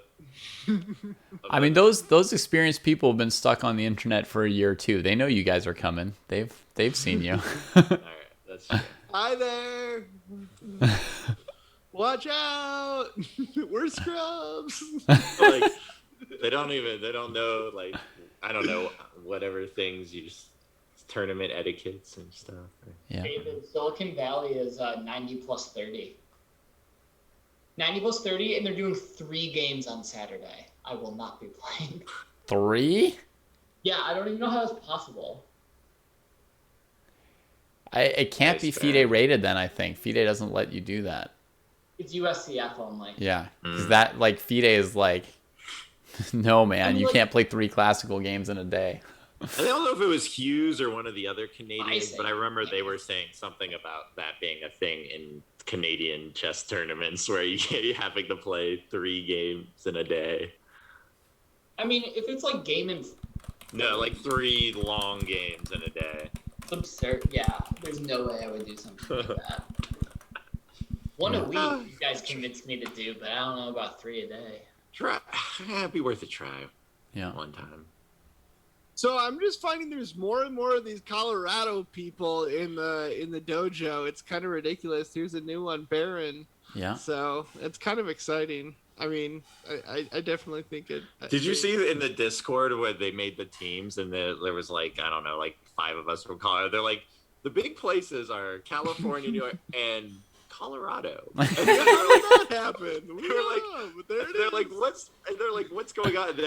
And someone checked. They're like, I checked, and like Colorado has like some not very high number of like USCF members. It was like Just less than randomly, 200 or like, something whatever. USCF members in the state of Colorado, and they're Yeah. Yeah. It's like the U.S. dojo team, Baron, but like they were, and it was asking like, where are you from? And like me and a few other people said Colorado, and they're like, what? I think Yeah. we're Everyone done else with is this. like, I'm the only person from where I'm from, and there's more chess players here than in Colorado. Why is everybody from Colorado? Yeah, you could definitely play a match Colorado against California or something. Oh yeah. Yeah, and I think it's funny. We were talking about this last week. but- Kostia and David. Yeah, I was like, I don't know about the ratings of the Colorado too, but yeah. Mhm. Well, all of California moves to Colorado anyway, so. Yeah, I like Forsooth is like 1,500, so I feel like there's a kind of even like a tight knit like rating pool for the Colorado group. Yeah. Yeah, you guys are in a good band to be practicing. I think Baron is 1525 What? right now. So Wow, yeah, this is definitely super close. And Yeah. I heard, who was it? Somebody's down. No, I think Forsooth was the one who's in like Colorado Springs or Pueblo or something. Yeah. Oh, Pueblo. I had a couple friends that interned there for a summer that did not have the best things to say about Pueblo, Colorado. No, Pueblo is, yeah. Pueblo's usually doesn't have the best reputation of Colorado towns, but it's got its pluses. The Colorado State Fair is in Pueblo. I used to go there. I used to have to go there for marching band, and it was like in August, and it was always like 100 degrees. And and what were you doing? Carrying a tuba while wearing a suit? a trumpet, and we had like our my band was all black. We were like all black wool uniforms. Ouch. Yeah, not great, but good times. But then we did this thing. You would have like a parade, and then we'd have like a few hours, and then there'd be like some bandstand performance that would be part of the competition, like in the fairgrounds. And in between, we had like 2 hours, and they had all those like really sketchy carnival rides, that like just like flip you and spin you in as many ways on like some rusty axle as they can. Mhm. And we would get like the all you can pass and just try to ride as many of those in between our 2 performances. I remember like kids were like throwing up in between and then going and Oh man, They're like, all right, time to do the show. I would Yeah. never get on those rides. Yeah. Well, the problem with actually playing a brass instrument at a fair is that basically like you can actually get like you drink all that like sugary drinks, and then you go play your instrument, and yeah, that can be a problem. People actually get bugs that'll build up inside of the inner like they like nest Oh. with the sugars. It's gross. Oh yeah, that's no good. I Yeah. never had that problem. Yeah. But maybe I don't know. Maybe it's because I grew up in a drier climate. But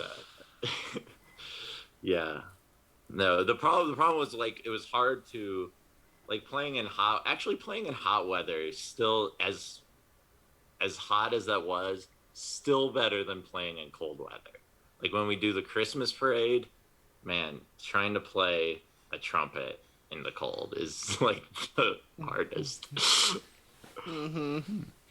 Yeah, there was this story. I played French horn, and there was a story about somebody who got like the whole tube like just full of bugs, and they had like a little like cleaner thing that went through. And just, like, French pushed out horns! just, like a whole like it was like whoa, there's an infestation. That's disgusting. Although I do see how that could happen. And French horns are like the hardest to clean. There's like 80 feet of piping in a French horn, of tubing in a French horn because it's all Ridiculous. Yeah.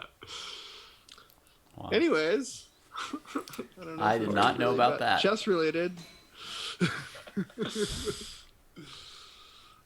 Other than there's lots of chess in Colorado. That was kind of, I think, where we were starting this conversation. Yeah. Come play chess in Colorado. Worse than Pueblo though is Greeley, Colorado, and I lived there for like 6 years. Were you in the military? No. I went there for college. It's a decent college town, but then I stayed for some reason. And then I finally moved back to Denver. I'm like, Nice. All right. Anybody out there have any questions about the group trainings that you've seen today, or anything Not that true, came up Baron. today, Not or anything coaching or training related? Any questions? I'm happy to field any teaching related questions on Tuesdays and Thursdays after the groups.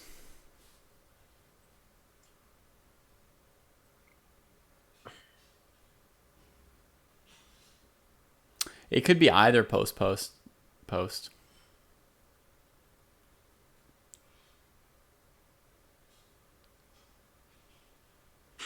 I can incorporate it in with the game review I'm supposed to do that we Yeah. talked about on Thursday.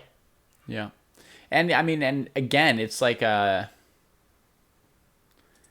think the point of the evaluation is not to calculate any more moves in the position you're evaluating, so it could really be a very quick thing, right?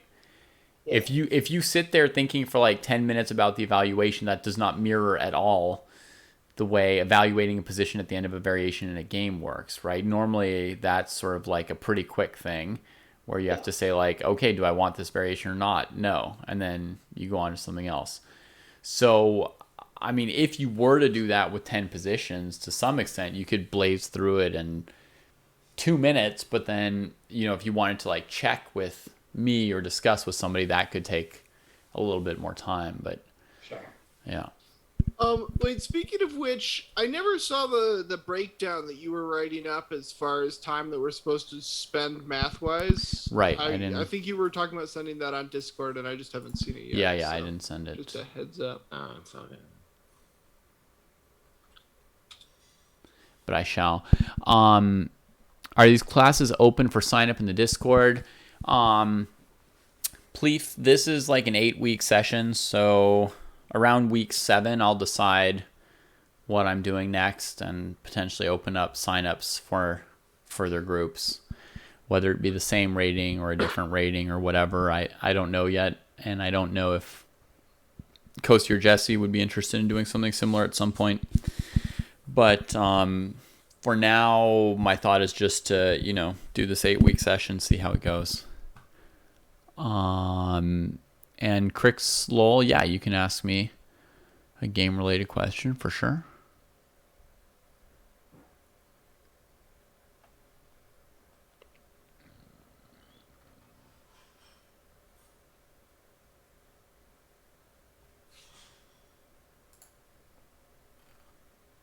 Yeah.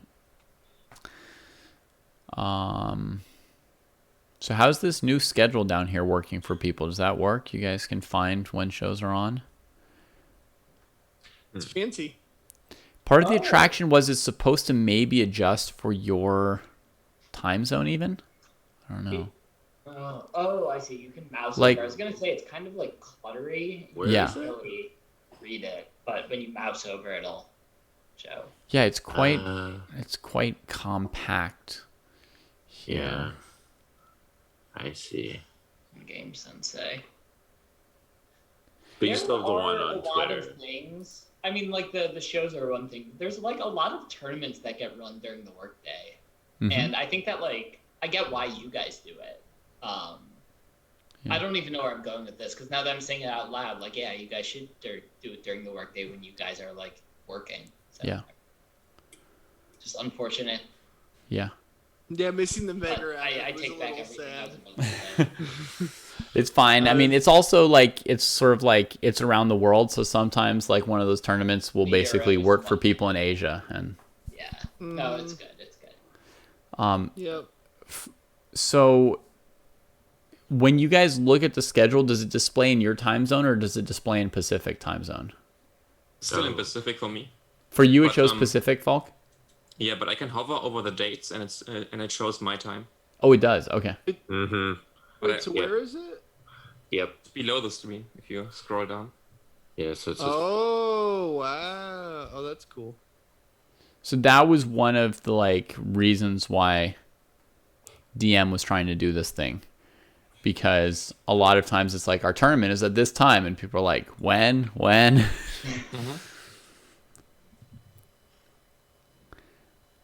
Okay.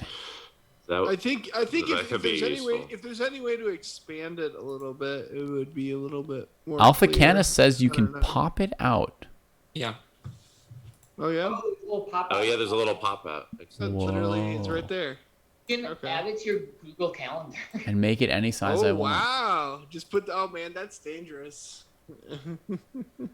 Yeah. No, I don't want my stupid Like, computer ding! pinging me for Vote every. chess with versus bots. Yeah. Our schedule, like up until a week ago, was just like me with a spreadsheet. And now it's a Google Calendar that's getting like ported out. What is Dojo Quads?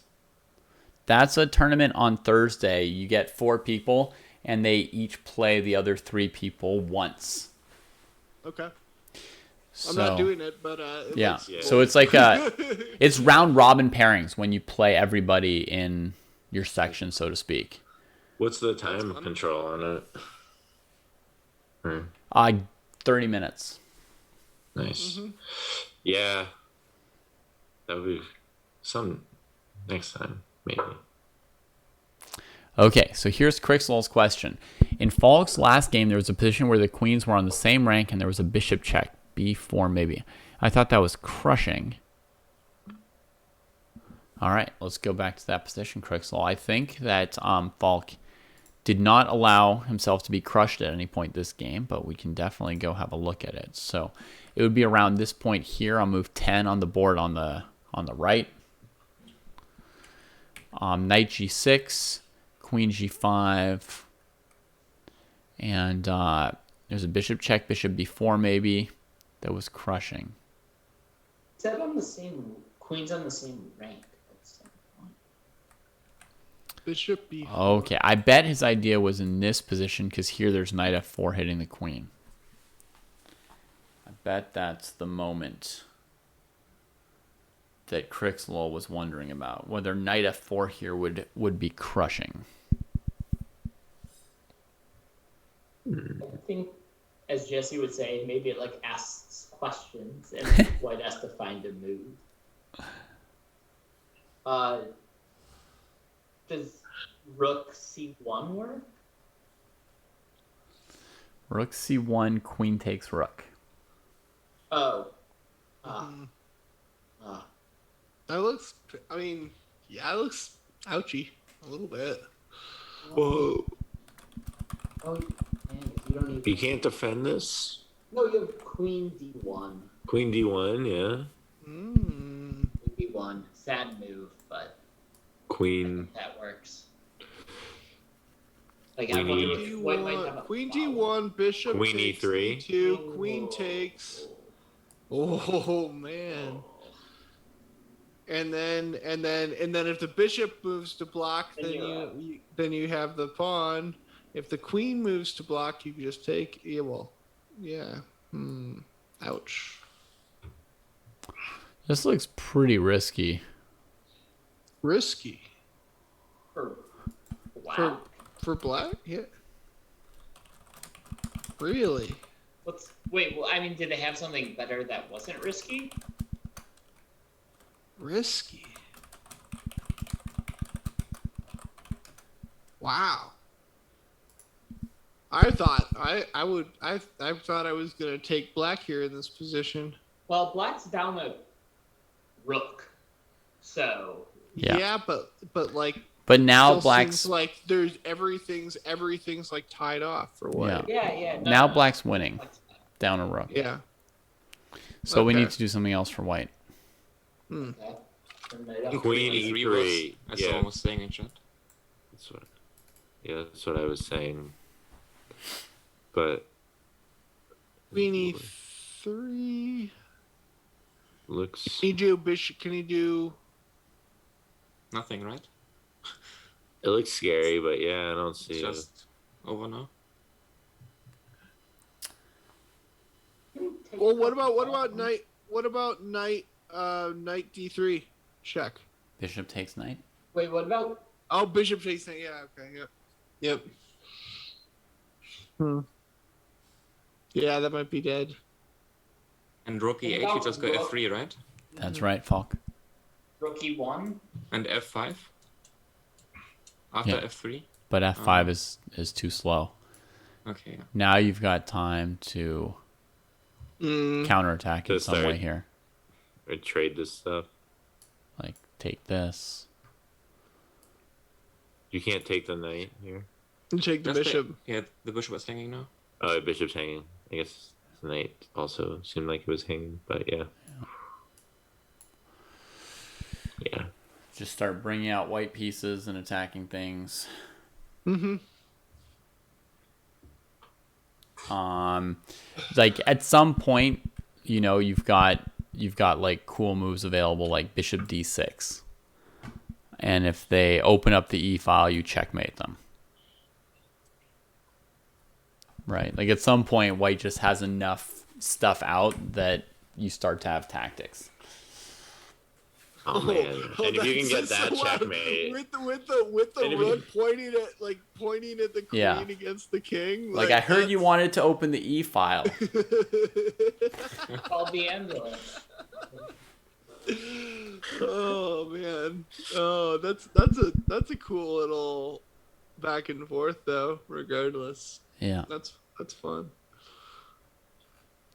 Yeah, it definitely was interesting, Crixel. Yeah, it's a cool It line. was a good try for black, being down a rook. Yeah. Like, Yeah, I would try go something, for right? it. It's like the Kramnik thing we talked about. Like, whether or not it works, it's worth going for. Yeah. I just noticed that like I am not Folk, by the way. I am Drew. Yeah. I don't know how the names Oh. got flip-flopped. Yeah, I don't know how that happened. Right, it got Oh. switched. you switched. Somewhere. You guys switched places. Man, Yeah. we have a Pulled a Zoom fast Freaky one. Friday We, situation we going pulled a on here. fast one on everyone. Yeah. One of these weeks, I'll earn my real name and get that on the board. Now there's two Drews. Blame Zoom. Oh, everyone should be named Drew now. I'm Spartacus. Good movie. Yeah. That Cool. was at least fun to analyze, even if it didn't work for black. I did appreciate checking out that line. That was fun. Yeah. If there are more than 4 players, you make more quads. Exactly. Someone needs to ask the real question, which is, what if there's like, two Yeah, or three and this- extras? Right, and when you don't have a multiple of 4, do they become a trio or a This duo? is where we need to, get the math teacher in there. I just gave you my You solution. could make. I think you just make one of the quads. The real problem is only if there's an odd number of people always. But Right. But there's no chess tournament that like solves the problem of having an odd number of people, really. No, you do the Wang Hao. Yeah, but it's not just odd. You need multiples of 4, right? So No, I mean, but you can make it work with like a 6-person. Like everyone plays a game. Yep. It's just not a full round. I see If what it- you mean. Yeah. You're It's just not a quad. If you're not paired, you're relegated to Exact. study night end games with Averbach. Yeah. So the second kind of chess tournament that I played in was quads, and the way they would work was that they would take the top 4 would make a quad, the 5 through 8 would make a quad, 9 through 12 would make a quad, etc. And the bottom section would just be whoever was left. So it would be, your mod 4, whatever was left, like 4 plus 3 or 4 plus 2 or whatever, and they would just play a 3-round Swiss in the bottom group. Yeah, that makes sense. There was, because someone mentioned the night end games book. There was some game I had recently with a really complicated night end game. I just can't, for the life of me, remember which one it was. And I was like, well, someone's probably winning. But... Yeah, anytime I get like a close endgame position, I always mean to like make a note of it, and I don't. So that I could one day, like maybe with Drew, over or do that. Well, maybe do it wasn't a night that end game. endgame Maybe it was just drill. an interesting end game position, actually. That's what it Yeah. was. It was a rook end game. Mm. Yeah, Anyways, never mind. those are more important for us to practice, probably rook end Yeah. games.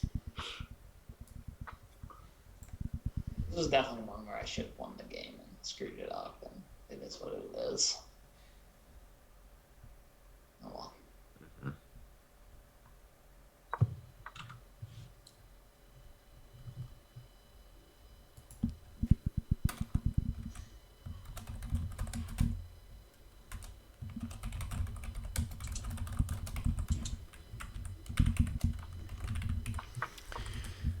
All right. Sounds like we've covered everything we need to for today. Maybe I'll go and send you guys the training plans in Discord. I'm looking forward to Yeah, my thanks. book coming in maybe tomorrow. So thanks. What's tomorrow? I think my book might arrive. Oh, cool. Yeah. Winning quickly with black. See you guys. Nice. All right. Yeah, Have a good bye. night. Day for fall. Thanks, David. Yep. Thank you. Cheers. Tschüss.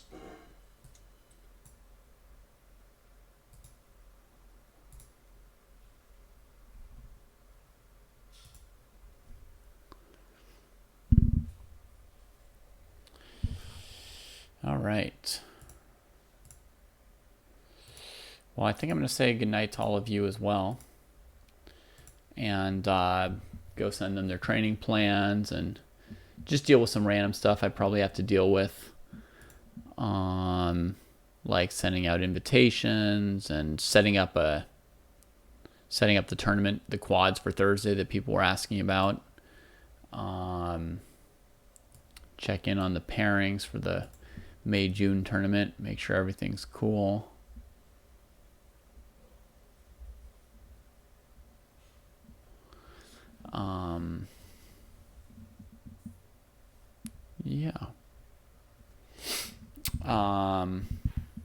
Yeah, so for the quads, I'll make like a little sign up that people can do and then split them into groups of 4. Hopefully it'll run pretty smoothly on Thursday, but it's, it's the first time. You just try out different things and see what happens. Yeah, so I guess I'll go do some administrative work here, folks. And see you again tomorrow, right? Looks like I'm on tomorrow. Tomorrow's my day where I get to work on my own endgame, right? Tomorrow's my training day. So, yeah. Cool. Let's throw a raid out there. What is Andras doing in a hot tub with 2700? You guys think Andras can make 2700 like Jesse? I don't know. I don't know.